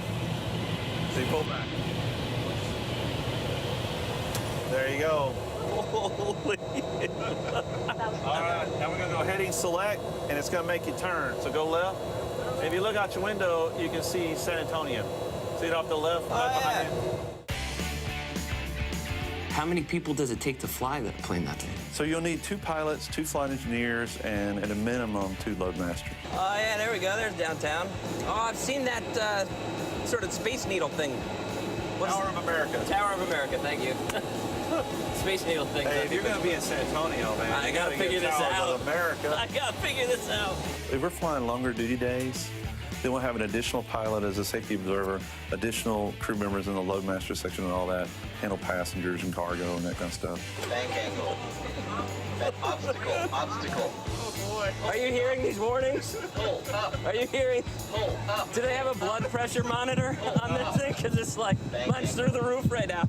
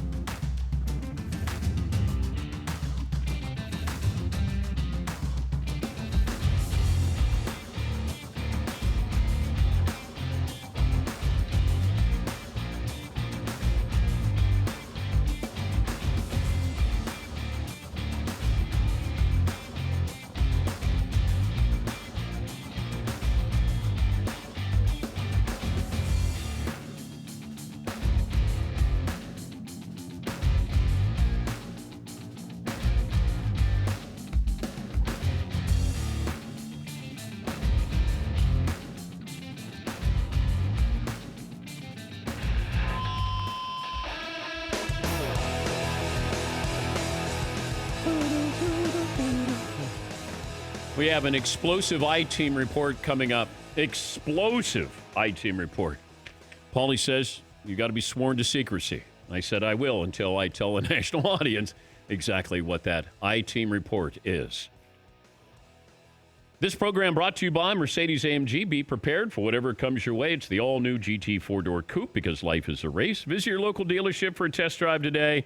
If you missed any of our interviews this week from the Mercedes-AMG Man Cave, just go to the Dan Patrick Show app. Watch and listen from inside the Mercedes-AMG Man Cave, Mercedes-AMG, driving performance.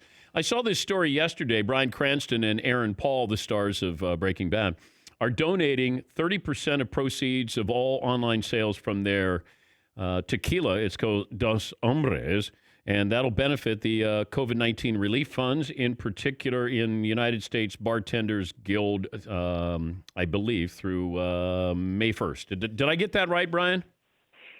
Kind of. You got a couple things wrong. This is the fact checker here. Okay. All right. That's why I asked. How are you, Dan? I'm good, buddy. Good, buddy. Good to talk to you. Good to talk to you, too. Hope everybody is well in and around your family, both at work and home. Yep, they are. I got a son in Singapore, which is a little nerve-wracking, but other than that, you know, they're kind of close to home. Oh man, I can imagine. Are you all set up in L.A. at home, and is your daughter there?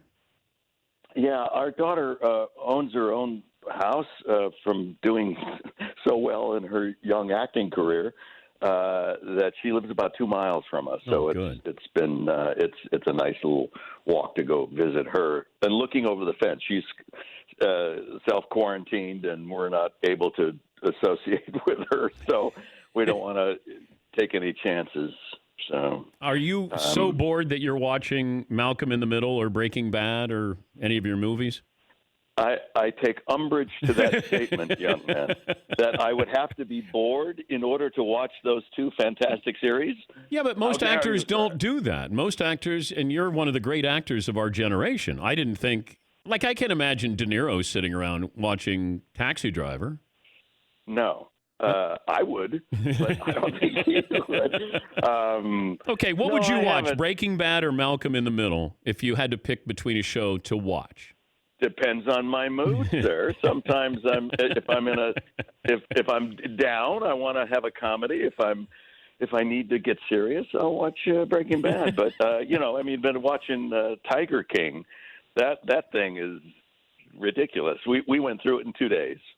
But do you watch? I'm wondering if actors watch that and go, "What role would I play?" Or could I see that as a movie? Or do you think that at all, or was it purely entertainment?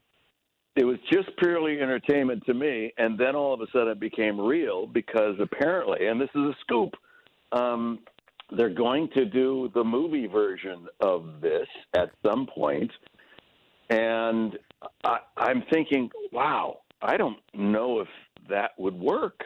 How can you make the scripted version of Tiger King more explosive or bizarre or interesting or compelling to watch than the real thing? You can't because nothing replaces reality. Like when you go, I can't believe. When I watched that, I thought it was, if you said Christopher Guest, and, the guy who gave us Best in Show and Waiting for Guffman, if you said Christopher Guest just produced this to make it seem like it's a mockumentary, I would have bought it. That was the feeling I watched when I was watching. Yeah, it was pretty jaw-dropping. And some things you shouldn't remake, and I think I'd stay away from that if for reasons of becoming a scripted film version. I don't know. I don't think that's a great idea. So you're not interested in being in the movie? No. Okay. No. Okay. No. I think hands off. I once was offered to do the Scarecrow in a play version of Wizard of Oz, and I thought, oh my God, how fantastic! It's so indelible. It's such a great role. And I was younger then, and I can flop around the stage and be goofy and funny. And then I thought about it, and I realized this is a trap, that you would have to do exactly what Ray Bolger did in the movie, or people would go, that's not the Scarecrow. What is he doing? That's not what he would do. That's not how he acts. That's not how he sounds. So you are trapped. And I think this, in a much lesser version, is the same thing. That how can you match what performances we saw in Tiger King? I don't think you can. We're talking to Bryan Cranston, star Breaking Bad and Malcolm in the Middle and Broadway and movies, and I truly believe one of the great actors, if not the best actor of our generation. No, I really believe that. You. Okay, so tell me all the things that I screwed up on the introduction. Okay.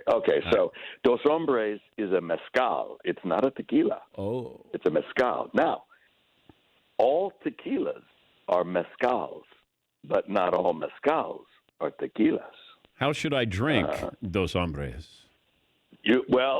I would drink it neat with maybe a little slice of orange you can take a bite of and take a sip.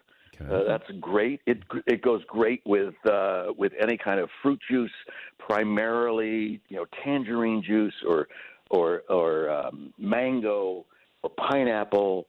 It's really delicious. I put it in a margarita instead of tequila because it has adds a little smoky goodness to it, but not too much. It's really terrific. And you and Aaron Paul came up with this. Like, was this while you were doing Breaking Bad or after? It was about 6 years, believe it or not, 6 years after. About that. After we were done with Breaking Bad, and we said, you know what? Let's do something because we can't work together as actors for a while. So let's get this together and do something. He was the one who brought it to my attention. We should start a mezcal company, and I went, "Are you crazy? In the spirits business? I don't know anything about it." But it was intriguing enough for us to go down to Oaxaca and do investigations. And we were perfectly willing not to do it if we didn't find the perfect juice. And we found it. Just by luck, we found this. We named it Dos Hombres, two guys, just two guys doing something that we're very proud of. And now, Dan, we have employees that for the company now that we're that are still on payroll, and we want to keep that going. But on the other hand, our hearts are breaking to see what's happening, to my second home in New York there and all around the world. And so Aaron and I were talking, and I said, now's the time. We just got to do something. And we agreed. And at first it was 30% to the Bartenders Guild Relief Fund, which it was Ryan Reynolds' idea. Mm-hmm. And we said, that's a great idea. Let's do it. Him with his aviation gin, and Tito's is on board too. So 30% of all the proceeds that we make online sales, because there's no sales in bars and restaurants now. So 30% goes to that. Then we extended it.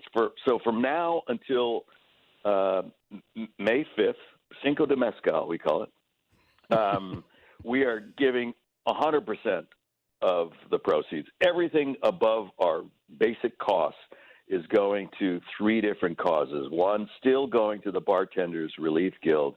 The second one is going to the Hospitality Relief Fund, which helps other people, waiters, barbacks, dishwashers, people who are in the service industry and helping and doing such great work, completely shut off from able to make any money.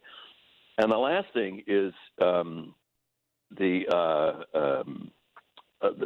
American Food Fund, and that was started by Leonardo DiCaprio, and a great organization that just churns out 100,000 meals a day, and they're just for people who need food. So 100% split 3 ways of every online sales from Dos Hombres at doshombres.com goes to those 3 causes through May 5th. So stock up, buy your Dos Hombres, and that money is going to them, and we'll look forward to making an announcement on how much we're able to put together and send their way. When's the last time you were drunk?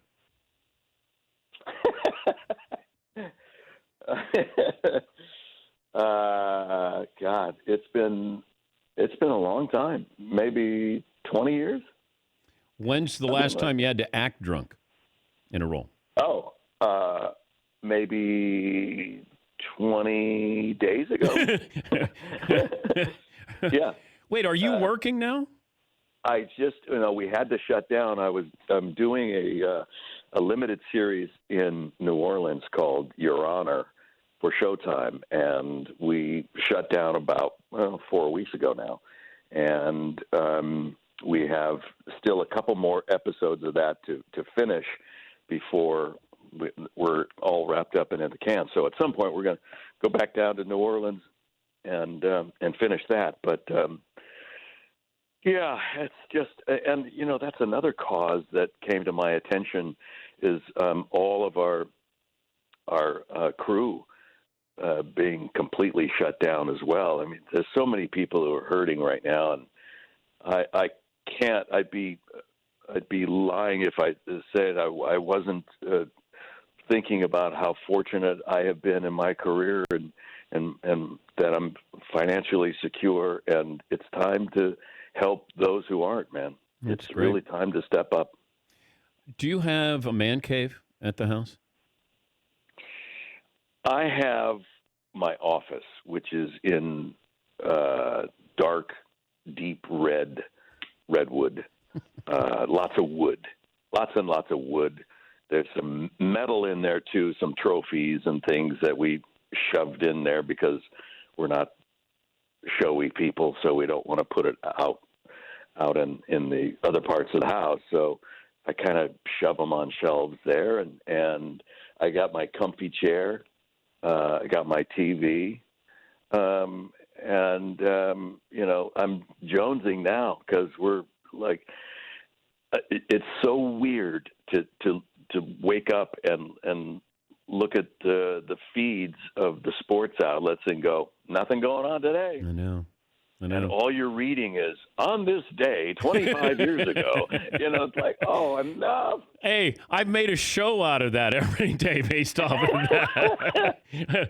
No. I got to fill 3 hours, Brian. You were doing like an hour at a time when you did a show. Come on. I know. It was easier. Man. Compared to what you guys are doing now. I feel for you. Hey, we're and lucky. keep it going. We're lucky that we're able to do this. And people keep asking, hey, what are you talking about? I said, there's so much to talk about.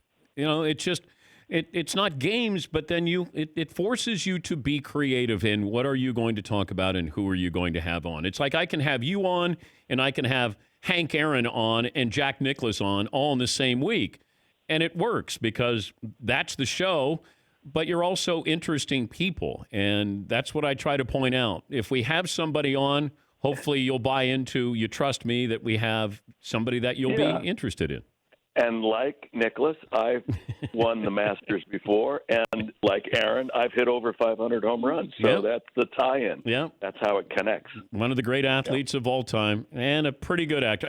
It sounds like if you're bored, Brian, next week, like if you want to call in, because I really feel like you and your wife have run out of things to talk about. And if you want to, like if you just want to talk, like it's okay. Can it be like a therapy session? Yes, I can help you. I'll lay on my couch and just talk. Yes, free. It'll be riveting radio. Free. I'll be more than happy to help you. I'll be more than happy to help you. Give the website again. Give the website again. It's doshombres.com. Dos Hombres, Hombres, HOMBRES.com. Order today. 100% of the proceeds goes to those 3 really wonderful charities. And as soon as I get off, I'm going to order bottles for you and all the Danettes. Oh, wow. You buried the lead. I was waiting. Like I was going to, how long did I have to have you on before you were going to send us some mezcal on Dos Hombres? It's coming, my friend. Yes. It's coming. It's coming. Dos Hombres on the way. I'll send you a picture once we get it. Perfect. Hey, great to talk to you as always, bud. Thanks, my friend. All Stay right. well. All right. Thank you, Brian. That's Brian Cranston. I still marvel. If you look at Hal from Malcolm in the Middle and you look at Walter White from Breaking Bad, I don't know if anybody in the history of acting has ever had opposite ends of the spectrum like he did. We'll come back, an explosive. And this might rank up there, top 5 explosive Dan Patrick Show I-Team reports. It's Tom Brady related. Dun, dun. Back after this.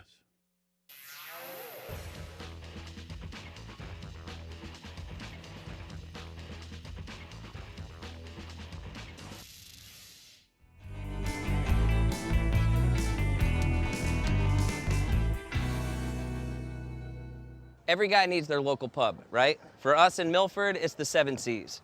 But when we're in California, the only place we can truly call home, Big Dean's in Santa Monica.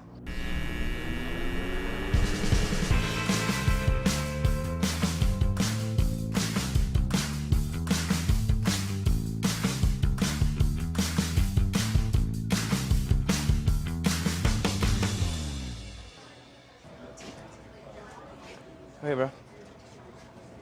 What's happening? Cheers. It's good to see you again. welcome to my place. Called Big Dean's. I didn't want to call it Big Dan's.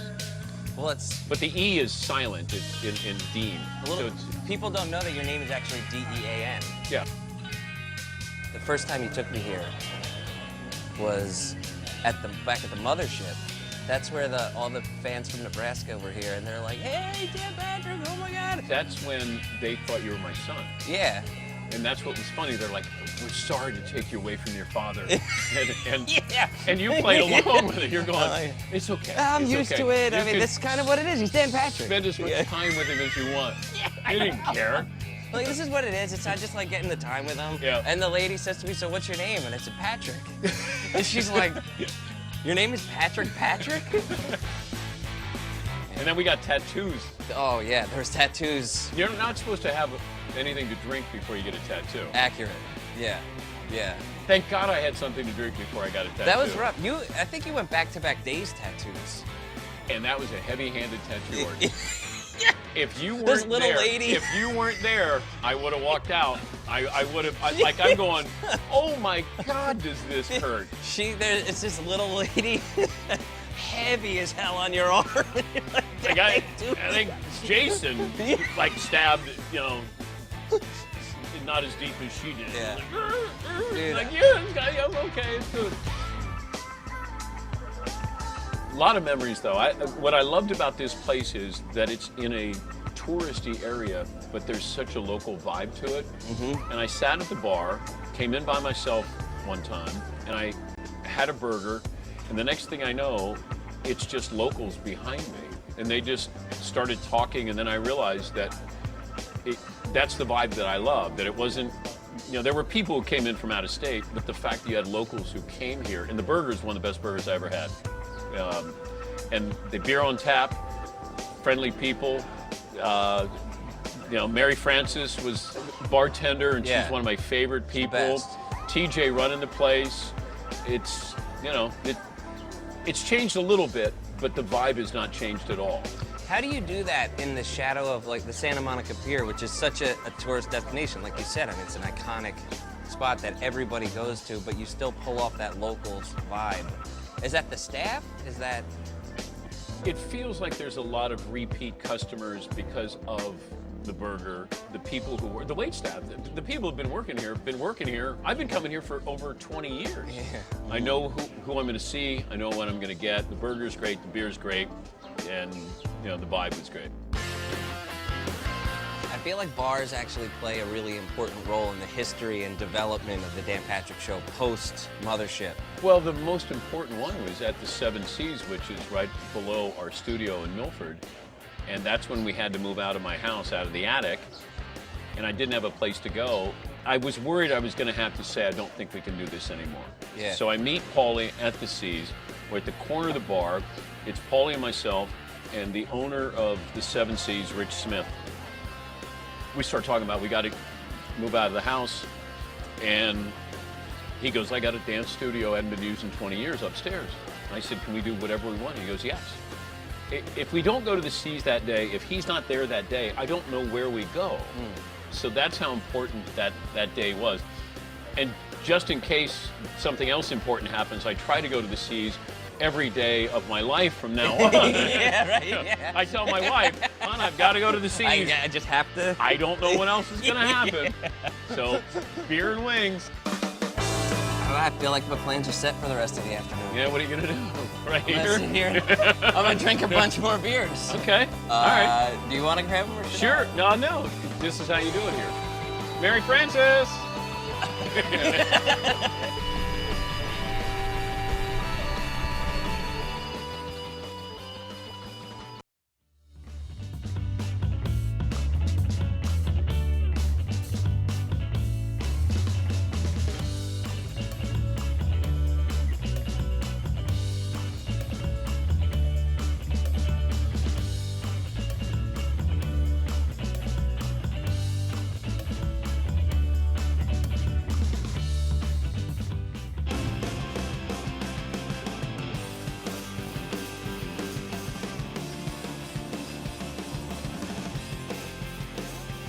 We have an explosive I-Team report. And for the latest, let's go to Paulie. And now, we go to the newsroom for an I-Team investigation. The motto of our news team is Fast and Wrong is still fast. Let's go to the newsroom. Paulie? Dan, this story broke just moments ago on the intranets, and we have two guests on this one. First, we will bring in senior merchandising correspondent Seton O'Connor. Seton? A damning tweet from one Darren Ravel, very popular sports business reporter, saying Tom Brady's company has filed for 2 new trademark applications, Tampa Bay and Tampa Brady. He intends to use these phrases on clothing and other merchandise. Filing first uncovered by Josh Gerben, the DP show has been selling Tampa Bay shirts. Okay. Yes, Paulie. Dan, we actively have the Tampa Bay shirts, and we've had them in production now for weeks. Since actually the day Tom decided to go to Tampa and it was announced, we started rolling them out. Let's bring in Darren Ravel, Action Network sports business reporter. Can we sue Tom Brady, Darren?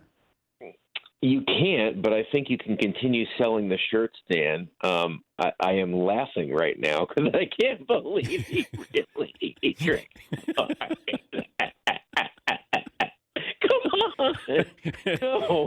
Oh my God.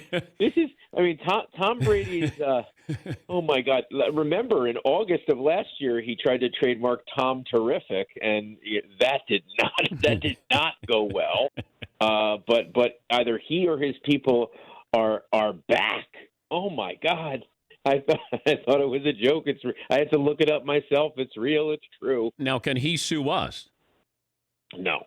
So the way it works is someone can come up with an idea, and if they don't, now I'd hate to say you're stupid for not trademarking it, but who would think this would have really happened?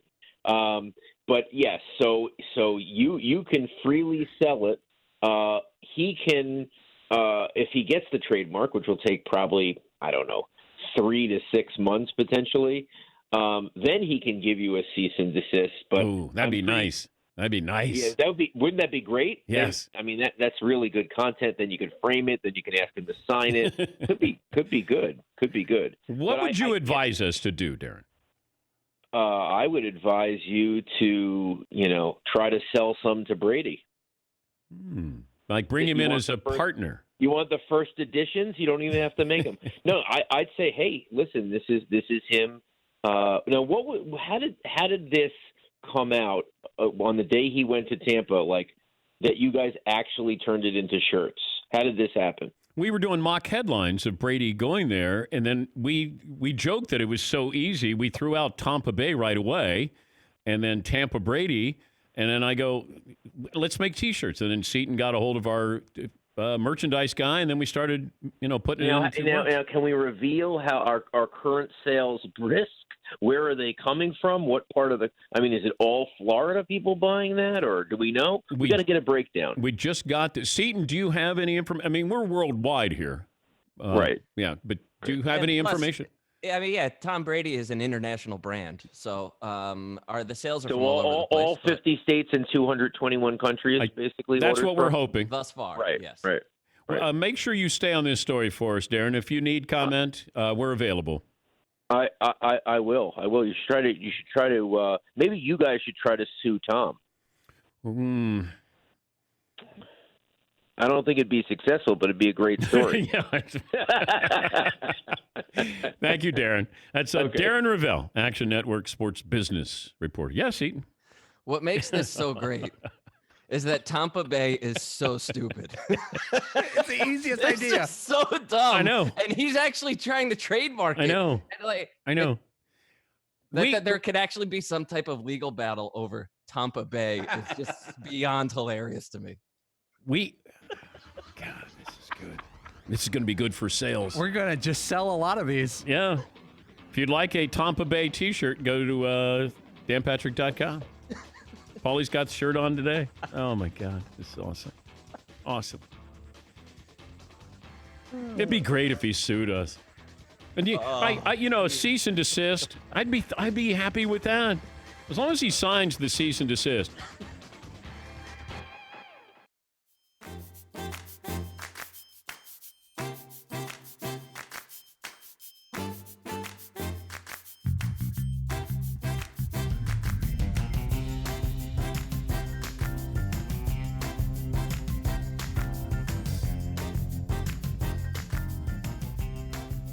It'll be all right.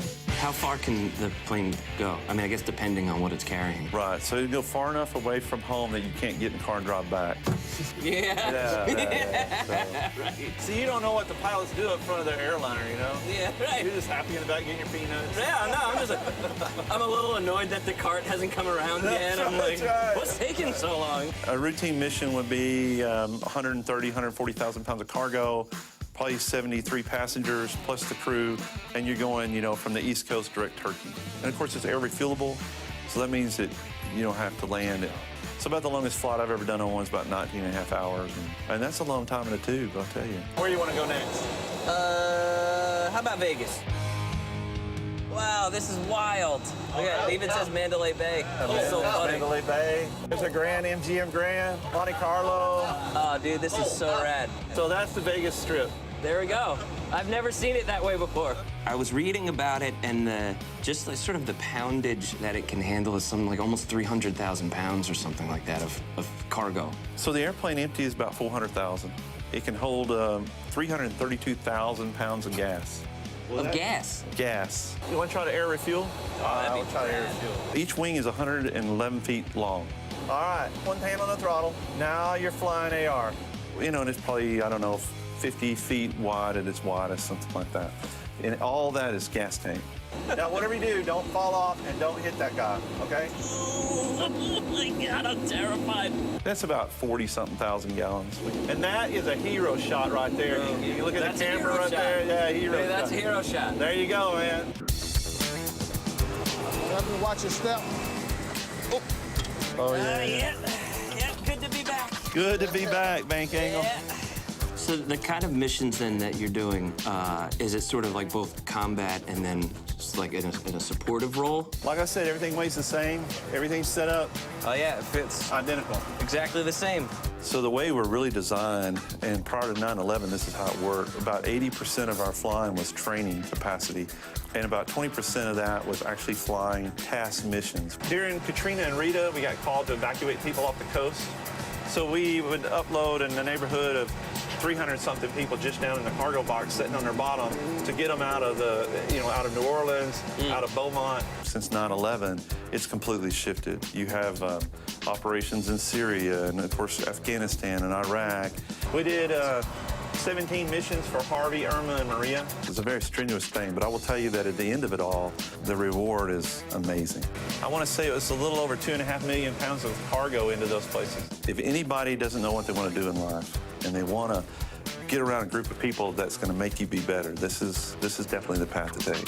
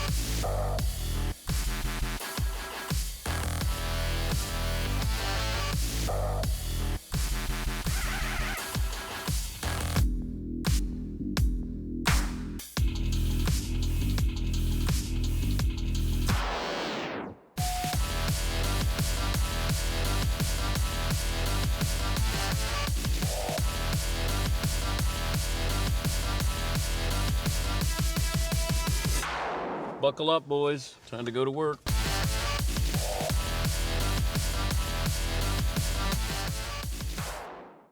some assumptions.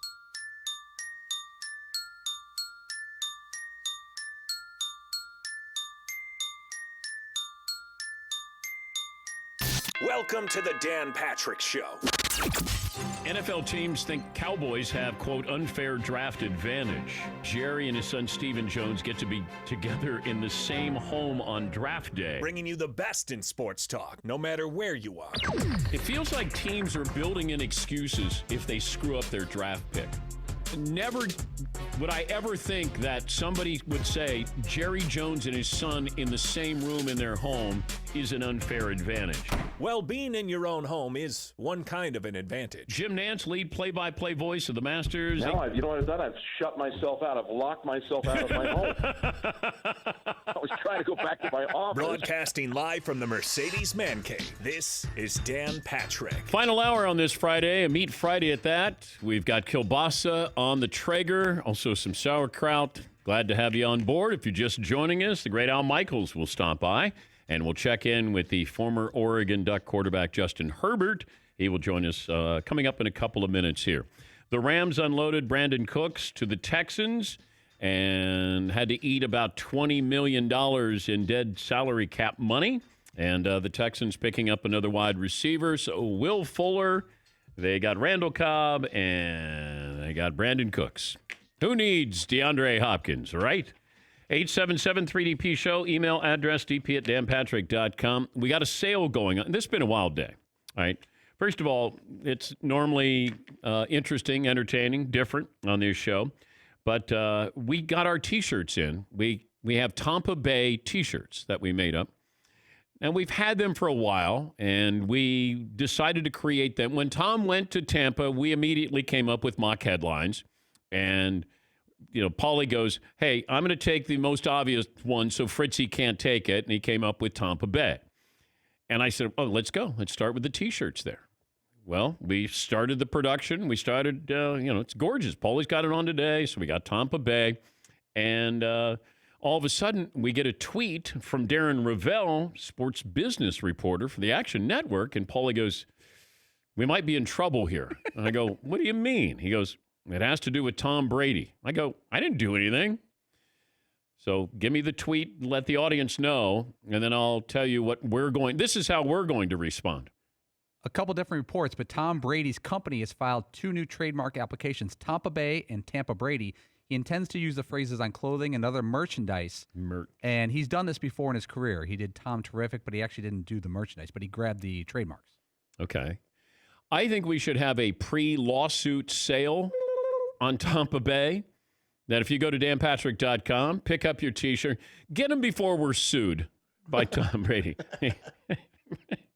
Over Tampa Bay. Yeah. Are you an accomplice if you buy a T-shirt from us that says Tampa Bay?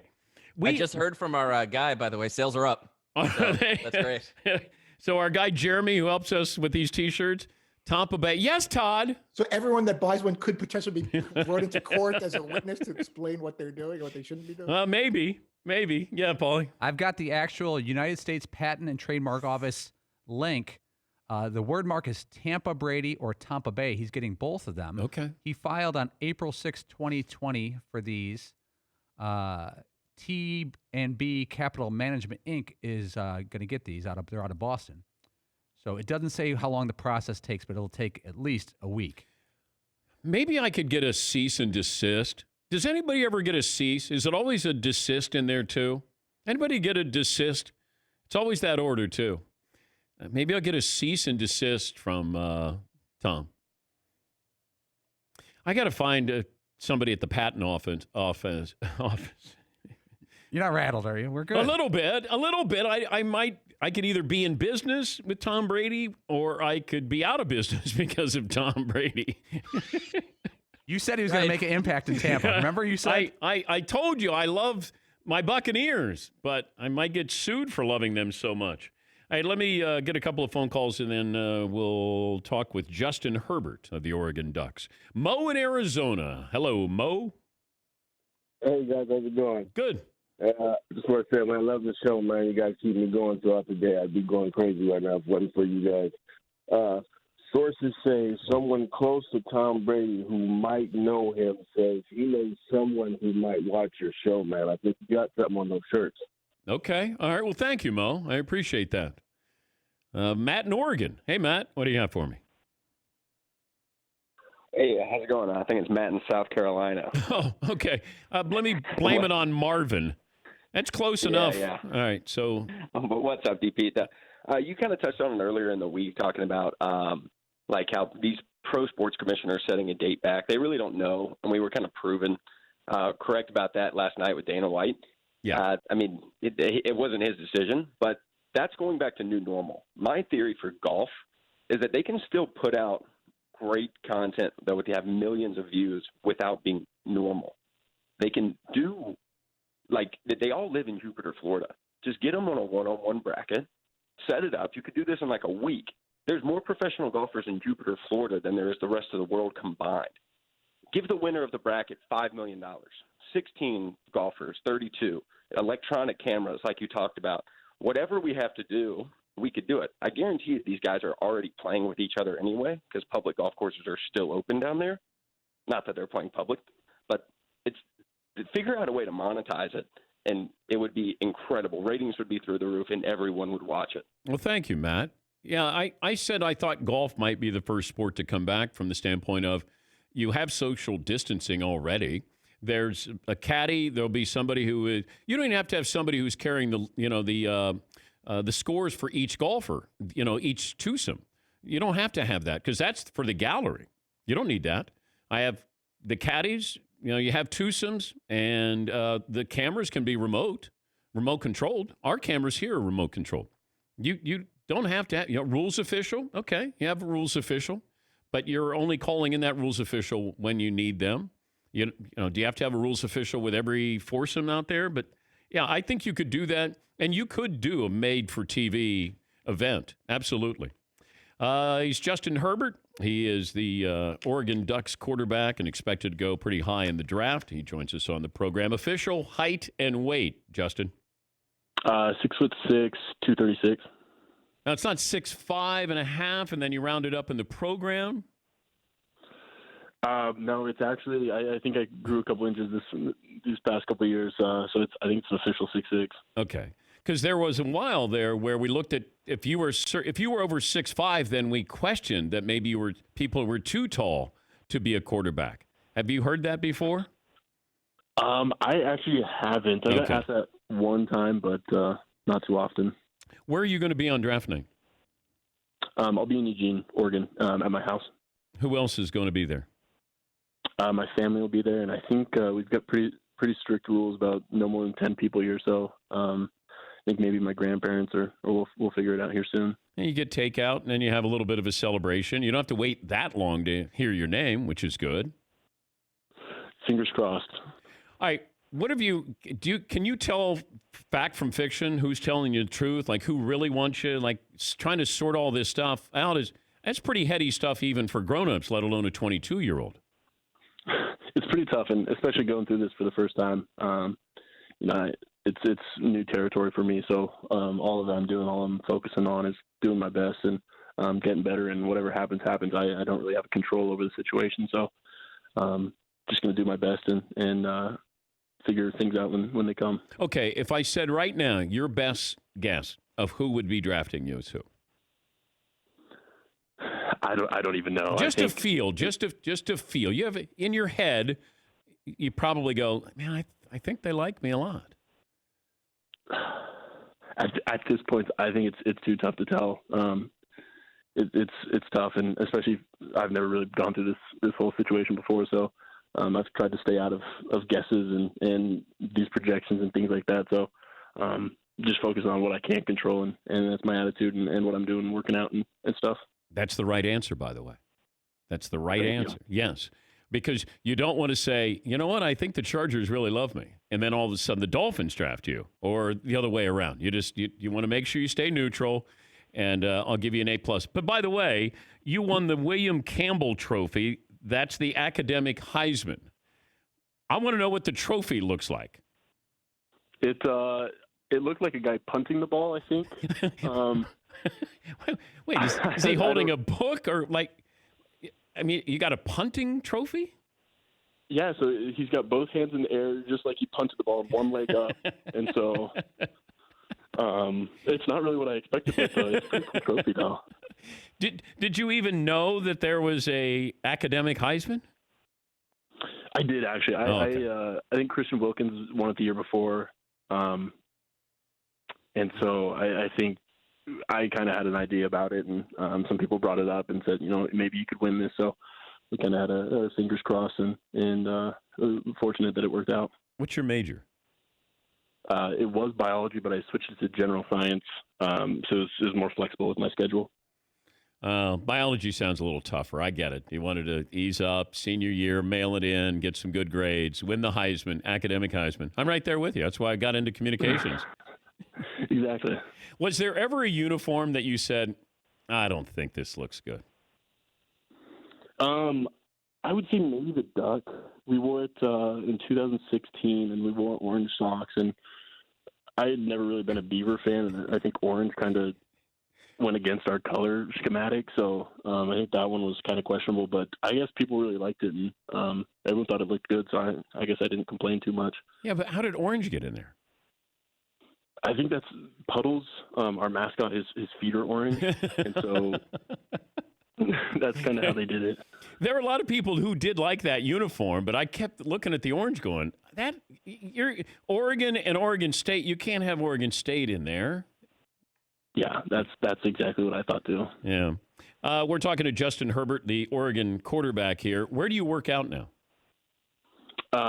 In my backyard, actually. So I was sent some dumbbells, some barbells, and we've got a lot of free weights, and I've got two brothers to work out with me, and there's a field actually across the street that this great big open field that we go throw at, and sometimes we head up to this old park, and you can throw there up there as well, and kind of just figuring things out as best as we can. You could go to the stadium. You're not that far away, couldn't you? You got the keys, don't Everything's locked down, actually. Yeah. So I actually went there and I got kicked out. So I haven't been able to go back.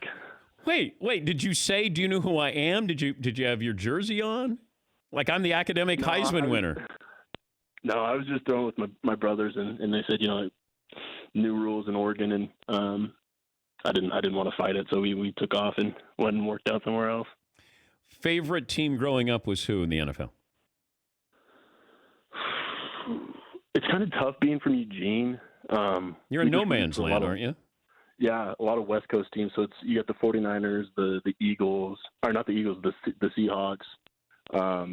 You had the Raiders, and a lot of these West Coast teams. So I don't know if I really had a favorite, but just kind of watching all the games that we could get over on this coast. What about favorite quarterback? A lot of them. I would say Peyton Manning, Tom Brady. And then I would say Marcus Mariota too, just growing up watching him, especially since he went to Oregon as well. Isn't it weird? You'll be playing against Brady next year? It's pretty surreal. Right? Because then you can't fanboy. Like, what do you do if at the end of the game, do you wait for him to come to you, or do you go to him if you guys face each other? I don't know. That's I got a lot of room to improve in before there, and a lot of places to go before I get there. So if it does happen like that, I'm sure I'd search him out and shake his hand. And what would you say? But, I don't even know. Whatever comes to my mind, and probably just say good game. And you might say, Mr. Brady. And then he would probably say, call me Tom. And then you would say, thank you. And then he'll say, hey, good luck with your career. I'll play the role of Brady and you play you. Okay. Now, let me see. You're going to be with the Chargers. I'll put you with the Chargers, hypothetically with the Chargers. Now, I'm saying this, not you. So you're with the Chargers and I'm with Tampa Bay. I don't even know if we play. But let's say game is over and we win in overtime and you come in and you get some playing time with Tyrod Taylor. So I go, hey, just want to say good luck with your career. And then you'll say, I'll say thank you very much. It's been an honor to watch you, and good luck with you for the rest of you as well. Okay. And then Tom's already gone. So by the time he says, hey, good luck, and then when you start to say what you're going to say, then he just turns around and he probably leaves. But that's good. That's the way you got to handle. You're ready to go. Progress. I mean, I don't know how you're going to be on the field, but you're ready to go with answering the questions here. That's good stuff here. Thank you. When you go through this process, and every year, as many, I've been doing this a long time, and as many prospects as I talk to, it's hard to read all of the criticism. Even if you try to stay away from it, if your mom or your brothers or somebody's reading it, and then they might tell you. How does that information get to you if you don't want to know about it, but you're still going to hear about it? Yeah, it's tough. You have to have thick skin, and I think it comes with the territory of being a quarterback and going through this process. But if it doesn't come from someone that directly has an impact on me, like Coach Cristobal, Coach Arroyo, or even my parents, then I don't give too much credit to it. And I think that's pretty important because there's so much being said about everyone at any given moment, and you got to find out what's important and what has value and what doesn't. You have to separate them like that. But when you're called unfailingly polite, how do you respond to that? I would say that if they knew me, I'm probably not too polite, and especially if you ask my brothers and some of my friends, they'd probably tell you differently. But that's not a bad thing to be polite, is it? Your mom must go, "Oh, that's a wonderful thing for you to hear." I think she's probably pretty proud of it. But going into this profession, I think it's tough. What do you use that first paycheck on? Is there any big splurge here? I'll probably save it or help my parents out with whatever they need. I've never really been big into spending things and buying things, but I'll probably save it or help them out. Well, if they haven't paid off the house, that'd be a pretty cool thing. Could be pretty helpful. Oh, yeah. That's where, you know what? You don't get them anything until you can pay off the house, and then you just say, hey, by the way, put a big red bow on the house, and it's yours. See, I'm going to help you out here. I know you got agents, you got people helping you here, but I can help you. I can be your sensei. I can be your Mr. Miyagi and help you out with all of this stuff because you're going to need it. Need it the first couple of years there. Yeah, pretty. It'll be tough. The thing that you do better than the other quarterbacks in the draft is what? I think that's a tough question. I would say that I haven't spent enough time, and unfortunately we're not given enough time every week to completely study the other quarterbacks, so I can't tell you what I do exactly better than them because I haven't watched enough of them. But what I can tell you is what I think I do well myself, and I think I pride myself on preparation, and I really go into each week, and I know exactly what we're going to do and going to have a good shot at what the opponent's going to do. And I think arm strength is another thing that I've got, and I think that both those things are pretty important to the quarterback position. It's amazing that Joe Burrow and Tua and Jordan Love all told me the things that they do better than you. They couldn't wait. So that's odd that you don't want to. Apologize. The performance in the Rose Bowl, that was pretty emotional for you. Why do you think it was so emotional when, at the end of that game? I think from going 4-8 our freshman year and losing so many guys and going through 3 head coaches, and it was the same group of guys that I came in with and wanted to finish this year out. And one of the big reasons I decided to come back and just to be there and be in the stadium and just kind of have a couple moments to myself and kind of look around and reflect. I didn't think it got any better than that. And to be able to celebrate with those guys, with the teammates, with our coaches, with the city of Eugene and the state of Oregon, it was a pretty special moment. Yeah, and you grow up not very far from campus, and you have people in your family tree who played there, and then you run for 3 touchdowns. I mean, a pretty emotional moment. I could imagine that. But hey, you're going to have a lot of moments ahead of you, and we wish you luck. And certainly with that William Campbell Trophy, you've already been a big winner here, the academic Heisman winner. What more could you ask for? Thank you. Yeah. Justin, thank you for joining us, and good luck on draft night. Appreciate it. Thank you. That's Justin Herbert. I can't help but think that it's the next Matt Stafford. Like, he sort of sounds like him, size-wise, probably athleticism, arm, the whole thing. I don't know. Just get that Matthew Stafford feel with Justin Herbert. I was also looking at some of the numbers with him in what he did against good competition. Because there's, everybody's going to have their, issues with him. Is he consistent enough? Can he make all the throws? He's a great athlete here. Over the past 2 seasons, Justin Herbert had strong numbers versus the toughest opponents. So his numbers against top 25 teams since 2011, 65.5% completion percentage, 12 touchdowns, 2 interceptions, 4 rushing touchdowns, including the 3 in the Rose Bowl in the win against Wisconsin. What hurts him is the line of quarterbacks, predecessors at Oregon. Chris Miller, Achilles Smith, Joey Harrington, Marcus Mariota, Dennis Dixon also. I thought Dennis Dixon was going to be a good pro. I really enjoyed watching him. But, if you look at Mariota, you look at Chris Miller, Achilles Smith, Joey Harrington, they had a combined record of 92 and 154. Now, I know you've had different coaches in there, and that's not fair to Justin Herbert. But I think there's just, it's like safeties with Alabama. Scouts will tell you that, sometimes you're skeptical on what, certain players at certain positions at certain schools. And, maybe that hurts him a little bit there. But Marcus Mariota was a wonderful college quarterback. And he still has that potential to be a good quarterback in the NFL. We'll get to more phone calls here. Great Al Michaels is going to join us coming up. Wonder if he has any advice for us with the possibility we may be sued by Tom Brady. I did hear from somebody who said, lawyer, challenge the filing as not unique and already used. That would extend the review time and provide even more time in filings. The filings would be great content. Hey, I got LegalZoom on my side. That's all I need. But I get these. I love how he says content, because that we joke about, it's great content. All else fails. Hey, it's great content. Yeah, it's the pre-lawsuit sale for Tampa Bay. Go to danpatrick.com. Al Michaels will join us coming up next here. Dan and the Danettes Dan Patrick Show. You check things all the time, your email, your Instagram, but what about checking something as important as your credit? Discover makes it quick and easy, and best of all, it's free. Discover's now offering FICO credit scores. That's the score used by 90% of top lenders, and it's for free. Even if you're not a customer, checking your score won't hurt your credit, and you can check each month for changes. The Discover credit card, free for everyone. Learn more at discover.com/credit scorecard. That's discover.com/credit scorecard. And, of course, limitations to apply.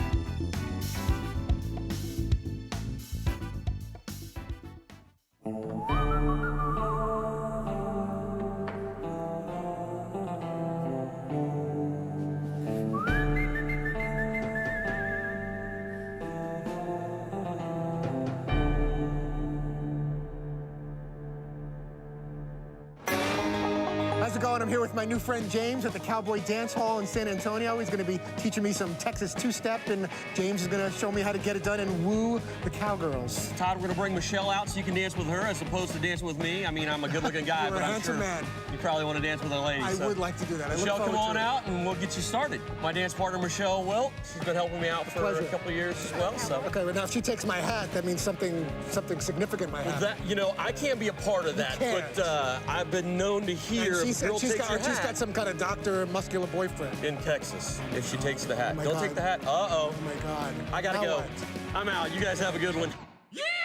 I assume we know our left from our right? I know my right because Michelle's on my right, so there you I'm go. favoring the right now. 1, 2, 1, 2. I do something similar to this when I have to go to the bathroom. Quick, slow. So I'm doing this. Right hand there, yeah. A little higher. Okay, You don't want to ask for her phone number, not on film. That's not good. Something magical's happening. You feel it. I know you do. Here we go. I know you feel 5, it. You can deny it all you 6, want. quick, slow. Can I flex my chest muscle? She said push she your likes chest out. She said she likes a strong man. Slow, set her off. You want me to be the strong leader I'd type? love for you That's to your thing. You're into that. Side, back, slow. You feeling good? Did you enjoy the way I set you off? Did you enjoy that? Is that okay? I just wanted to make sure. All right, you're gonna do the whole thing. and then we're going to put the turn on the end. Here we go. Quick, quick, slow, setter, off.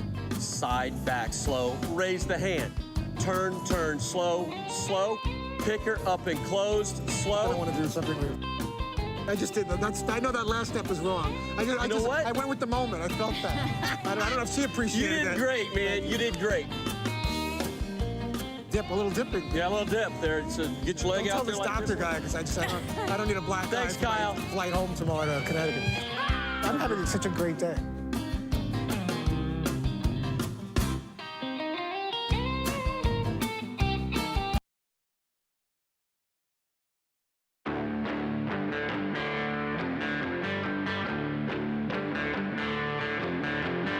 We're at the Santa Monica Airport, which is in Santa Monica, and we're shooting the Open for the Dan Patrick Show, the Mercedes Open. It's gonna be really fun. We got this crazy jet. Some dude lent it to us. Called working. Milwaukee Bucks. These are my Giannis Antetokounmpo socks. Figure, if I dress like him, I'm gonna play like him. Our outfits are really neat. Take a look at Fritzy. That's, we'll fix that in post. We're going with the Run DMC rapper look. Got the Mercedes bling here with the gold bracelets. I love that Todd's wearing his Aunt Gladys's sunglasses too. That's the best part. Where Brooklyn at? Where Brooklyn at? I got a nice fedora type Kangol hat thing. Big DMC looking glasses that I'm gonna add to the mix.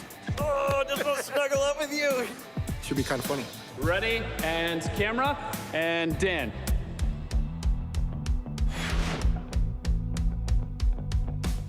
We should go to the airport. Yeah. Like, we should just walk in with you. Like, keep the outfit. This is a great prop. It's tricky to rock a rhyme. That's right on time. It's tricky. Today when I was going to the elevator, I noticed just outside of the elevator in the garbage, a massive bag of Chinese food. And I was like, there's a really high possibility that that could be Todd in this. I said 3 items in the chow mein, not 2 items. Yeah, the beef and broccoli, the orange chicken, and the... I got a date with Panda Espresso.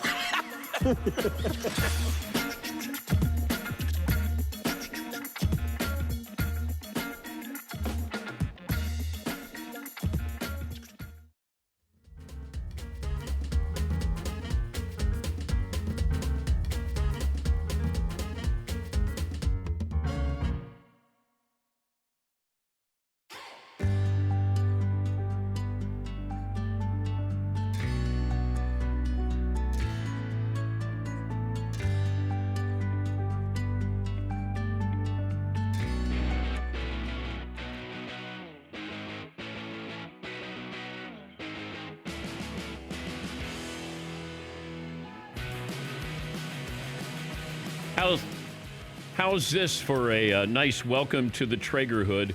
Buy select grills between now and April 26th. Get a grill cover and 2 bags of pellets for free. Just go to TraegerGrills.com/DP Show or visit a participating dealer to get yours today. Got the Traeger fired up. We got the kielbasa and the sauerkraut. Tyler, the moderator, handling the chat row, is out there also handling the cooking details. I thought about Al Michaels with the quarantine, and Al loves to go to his famous restaurant Toscano, and Al joining us on the program. Can you do takeout at your restaurant? Dan, they closed on January 1st for remodeling, and they were going to redo the kitchen and the floor and a few other things, and were pointed toward a April 1st open. So here we are. The kitchen is still under construction. I believe takeout will be available soon. But in the meantime, what can I tell you? The Domino's truck knows where we live. And that's about the story. And then the great Linda Michaels, who cooked a lot when we were first married many moons ago, is back in the kitchen with Dinah. And here we are. So right now, my weight is very, very steady at this point. I'm very happy because I'm going out and walking about 8 miles a day. So I'm training for the Olympic race walking competition in 2021, or whenever we're going to have it. But you know what, Dan? I wake up this morning and I'm thinking to myself, number one, I woke up a little early because I had to be on with you, obviously, out here on the West Coast. So for you, I will do anything. Thank you. But I keep thinking that it's Groundhog Day. I wake up and I'm going, damn, it's the same day. And for how many days in a row now? And it's gotten to the point, Dan, where I don't know whether it's April or July or November or 2023. It's all the same. It runs together. And that's what are you watching? What am I watching? I'll tell you what. So obviously, like everybody else in the country, I went to Tiger King, and I loved it. It was unreal. Then I watched Millions on HBO, I guess it is, or I don't know where it is. One of them, HBO or Netflix. Yeah. And watched that. And, after Tiger King, it was hard to sit through all of it because nothing's as good as Tiger King at this particular point. But it was fine, lasted till the end, and that was worth it. Watched a couple of Larry David episodes. Oh, and then I'll tell you what I did. I hadn't seen it since it came out in 94, 95. I watched Pulp Fiction. And, you forget, if you haven't seen a movie in 25 years, how many incredible scenes there are. The script, the dialogue, the acting. So I watched that. But I'll tell you what I do every morning. I wake up, and just for a little pick-me-up and to make me feel a little bit better, and I mentioned this to Mike Tirico on his show the other day, so this is not breaking news. But I wake up and I go to YouTube, and if I'm not looking for you, what I will do is I will search Don Rickles. And there must be 100 to 150 Don Rickles skits with Carson, Letterman, Leno, Kimmel, with Donnie and Marie. Believe it or not, he's on the Donnie and Marie show. And I watched that for about a half hour. And as the doctors will tell you, and I don't know whether it's Doc Rivers or Dr. Zhivago or Dr. J, but the doctors will tell you that laughter dilates your vessels, your blood vessels, and your arteries. So what's better than that, Dan? So my suggestions to all of the Danettes and all of the Danette audience is to type in Don Rickles when we get off the phone here and enjoy yourself for half an hour. Any sports that you're watching? There's nothing to watch, but so the irony is I go to the NFL Network the other day, and I can't watch myself because I've done those games, and I just can't sit there and watch it again, and I'm too critical of myself. But I'm doing the Super Bowl with Chris. I think it was Philly, New England. I think that was the game. And then there's one with John Madden, Pittsburgh, Arizona. And then I go over to the NHL Network, and they're playing the movie Miracle. And then I go to the MLB Network, and I'm doing Game 7 of the '88 playoffs, Dodgers. And these are good problems to have, Al. But Dan, here's the thing, and you know it as well as I. So one of my great friends is Tom Werner, who owns the Red Sox, and he and Marcy Carsey formed the Carsey Werner production company, and they did the Cosby Show and the Roseanne Show, and Tom's a great guy. So we're walking through the neighborhood the other day, and Marcy Carsey lives a couple of blocks away. So we decide that we're going to call her to see if she wants to come out and walk with us. So she'd already walked, but she comes to the front gate, and we're standing several feet apart. And she says, "What are you up to?" I said, "Well, I don't know what. I'm up to nothing, but I'm on television more than anybody in history." And I said, "I don't see one residual or one royalty." Wow. And Marcy, of course, I said, "Marcy, I'm standing by the mailbox." I said, "Can I open this up and see how many residuals you got today?" So anyway, Dan, that's where I am. How you doing? I'm doing well. I feel fortunate that we get to do this. Fritzy's at home, McLevin's at home, Seaton's at home, but Paulie and I are here, and very scaled down crew. But I talked to Hank Aaron this week, Jack Nicklaus this week, Jim Nantz this week, you this week. I mean, we're trying to do whatever normal is. We're trying to do it. So I feel lucky. I do. I feel very lucky here. Yeah, I mean, we're doing things. I mean, think about this. The other day, FaceTime is great, so I'm totally into that now. You used to call people audio only, and now it's just at FaceTime. I didn't realize how simple it was. And believe it or not, you ready who was on FaceTime? Our man, Bob Costas. Whoa! Wait, he's got a flip phone. No, he does, but, Bob Costas, who very recently had a rotary dial phone, and then he was on a party line, and then he went to a flip phone, and and then apparently I think Jill Costas got him, I think, an iPhone. Wow! I figured, what would the chances I would call Costas and get him on FaceTime, and there he was, with unshaven and the whole thing, and looking like a bum, like all of us are looking right now. But Bob has come into the 21st century with us. Wow, that's incredible. We're talking to Al Michaels, NBC Sunday Night Football play-by-play boys. How close did you come to getting traded to ESPN? I'm curious about that, Al. The only thing I knew is that Andrew Marchand had great sources and kept writing about it. And when Andrew called me, I said, "Hey, listen, I'm reading you to find out what's happening with me." So it never came to me. Apparently, there was some discussion as to whether or not I could be released from my contract, and that was the end of it. But everything I knew came from Andrew. Trust me. But you've already been traded once, so we can't go, boy, Al can't get traded. Well, as you know, part of that deal back in 05, 06, we threw in, and believe me, it was a throw in. The deal was already done. But at the end of the day, you know, we threw in Oswald the Rabbit. Nobody knew who that was, but the Disney family wanted to get the rights to it back, so we threw that in, and we laughed about it, and then the press didn't think that anything nefarious or insidious was going on behind the scenes. So now, you know, I guess if I had gone back, maybe I would have taken Oswald back with me. I don't know. I also saw a quote from you, I think, that had to do with Brady when he came into one of those pre-game meetings with the crew from Sunday Night Football, and I'm paraphrasing. I think he said, you know, I'm the most unhappy 8-0 quarterback in the NFL. Do I have that right? And that's last year? You do, and it was last November. You know, the interesting thing is, so in that meeting, we have our regular, you know, production crew with Chris and Michelle and our production folks, and so we said that on the air that night. So this was in Baltimore. They came in. The Patriots were 8-0, so they're undefeated halfway through the season. They're going to go up against Lamar Jackson, and he winds up beating them. And at that point, the Patriots were averaging on defense, giving up, I think, single digits. It was 8 or 9 points a game, and they were on a record pace.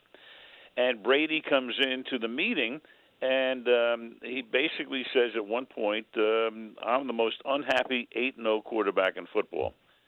So we were trying to do the forensics on it, figuring out what's that all about. Is it all about the fact that you know, he is going to be a free agent and knows he's going to leave? Is it about the fact that the offense is not very good, but the defense is terrific? And just going back to opening day, we had the Patriots against the Steelers in the opening Sunday night game last year. And Brady walked into the meeting and said he's very, very excited because the defense, I think he said, is the best he's ever seen since he was in New England. So he was right about that. The defense was fantastic up until that point in the season. The offense wasn't very good. But I said to him, and, you know, I know I'm not going to get the answer at that point. I don't even know if he knows the answer. But I said, Tom, I can't imagine you ever playing in another uniform. So I'm going to lay odds of 43,000 to 1 that you will never be in another uniform. And he kind of laughs, and we all laugh. So he walks out of the room, and Andy Freeland, who's one of our great research people, Andy plunks down $2 on the table and says, I'll take that bet. So I'm trying to give the $2 back to Andy, but he won't take it. So now I'm down for $86,000 this season, Dan. And if Andy thinks he's going to get paid in one lump sum, no way. That's going to be quite the installment plan. But he won the bet. How surprised were you that Brady decided to walk away? Very. I just didn't see it happening. Look, Bob Kraft has made it very clear through the years how much he loves him, treats him like a son, wanted to keep him, obviously, and we all know now that, you know, Tom went to Bob Kraft's house and they had a good cry about this whole thing. I just didn't see him leaving. I just couldn't imagine it. I mean, look, Tom is in a place that nobody's been that I can, you know, like George Blanda was different. I mean, he played into his 40s, but he was mainly kicking, and, you know, he played quarterback a little bit at that particular point. But nobody's been where Brady's been right now. So how much longer does he have to go? Can he go 2 more years, 3 more years, whatever it would be? I think Tom feels great, obviously, at this point. But I couldn't see it. I couldn't see him walking out the door, but here we are. And I think, you know, he needed a little bit of fresh air. And I think when Bob Kraft said in the interview after he left that, you know, sometimes, you know, you have this great marriage, but a mother-in-law or a father-in-law, somebody else comes into the picture. We could all read between the lines what that meant. So, you know, you can't diminish what Brady and Belichick did as a pair. That was fantastic. And I think, Tom on Howard Stern the other day was talking about, how people make too much of the fact, though there was friction or whatever. Yeah, you work with somebody for 20 years, there's going to be friction. But look, what they did was spectacular. It was amazing. 6 Super Bowl wins, 9 Super Bowl appearances, always in the race. But, sometimes maybe you need a little bit of fresh air, so Tom goes down to Florida for that fresh air off the Gulf of Mexico. He's Al Michaels, NBC Sunday Night Football. And, of course, a couple of minutes ago he talked about Bob Costas not being a technical whiz, savvy, I think. I've as long as I've known Bob, he had a flip phone, but apparently he was able to FaceTime Al Michaels. Yes, Paulie. Bob Costas on the line, Dan. Hey, Bob. Hey, welcome. Hello, Dan. Hello, Alfalfa. That was an accident. I called Al, and I hit some button inadvertently that apparently produces images, and all of a sudden I saw myself with a 10-day growth of beard, and there was Alfalfa at some weird angle from, underneath his coffee table, and it was all very like George Jetson to me. It was very disconcerting. Rappy, what are you doing up at this hour? Every time that you were on the road with us, Bob Costas would be the guy. You'd walk by his room at the hotel, and the Do Not Disturb sign was out at 1:30 in the afternoon. Go back to bed. Bob, do you remember the first time you worked with Al? The first time we actually worked together, this has to be a setup, before we ever did anything together on NBC, the first thing was basketball in 1998. Well, I'm in the movie with you. I didn't know that's the first time you guys. I watched that the other night for the first time, Bob.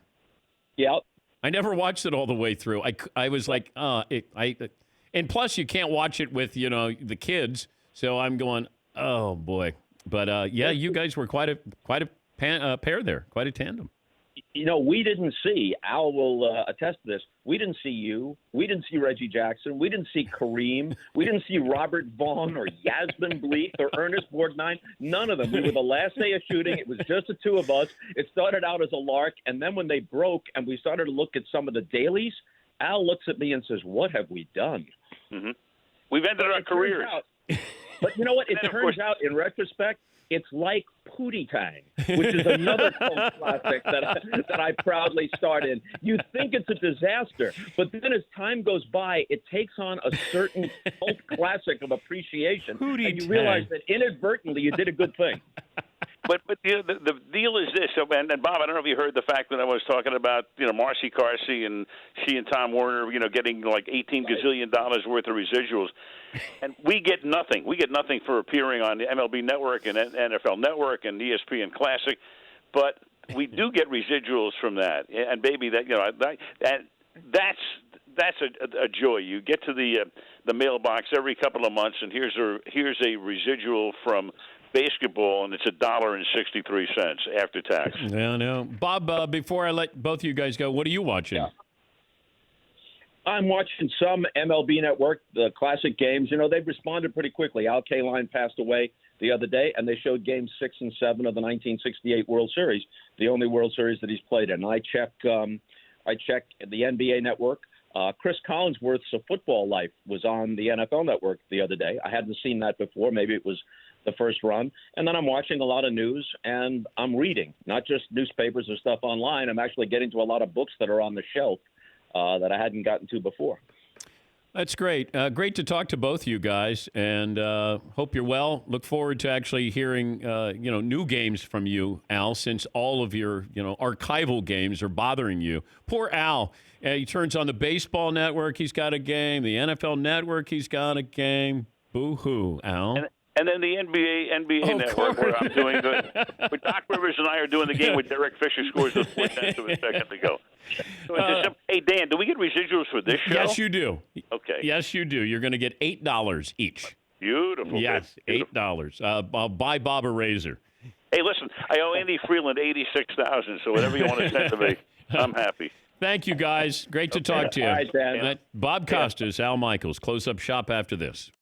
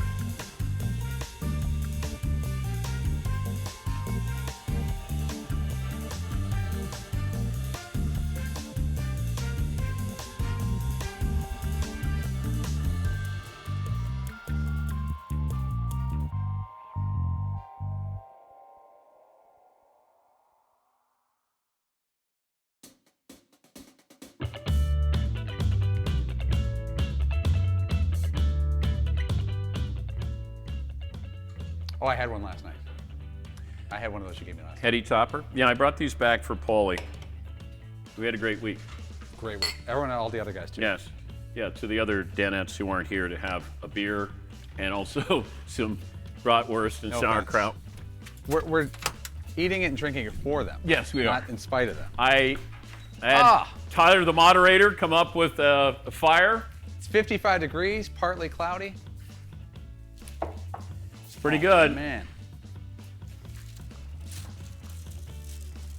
Not a bad day. I may come in tomorrow if we're going to do this. We're getting beer and brats and Al Michaels and Bob Costas. Oh, I know. That was great. These are good. These are ones they season them. They put like parsley and these are really good sausages. This, by the way, Maybe I tried this. Yeah? Yeah, real good. Maybe I want that instead of this. It's a little ballpark. Let me check if it's open. Oh. Hold on, let me see that. Yes, it is. Yeah, that's good ballpark. Okay. Tyler, the moderator, did a good job. Got the fire going. Oh, no. God! Oh, God.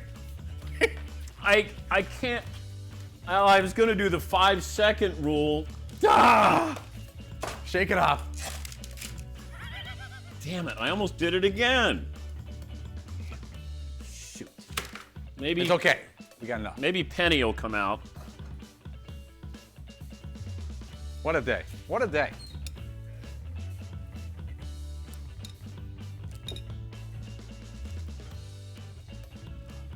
Oh, I know I'm hot.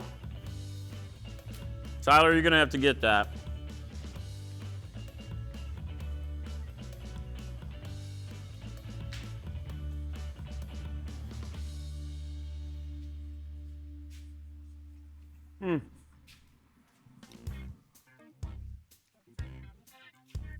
A toast to everybody watching the chat row.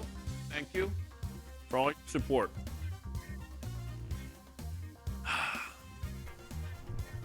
What a day.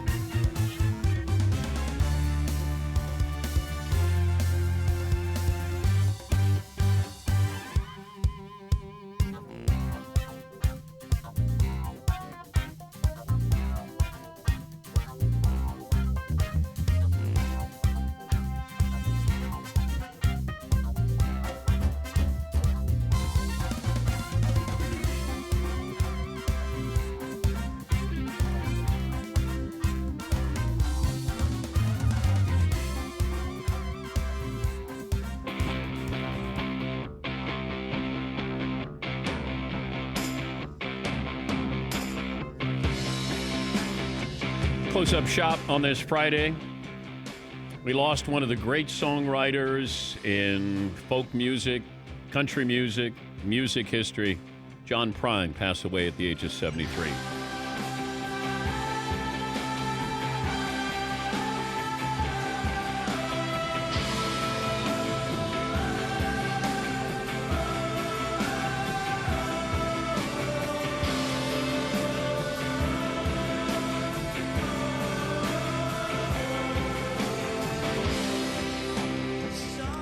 They all came out to praise him. Bruce Springsteen, Bob Dylan, John Prine, great songwriter. And he wrote one of my favorite songs. It was covered by Bonnie Raitt, and that's Angel from Montgomery. Listen to that, and you realize John Prine's abilities. But passing away at the age of 73, and complications to the coronavirus.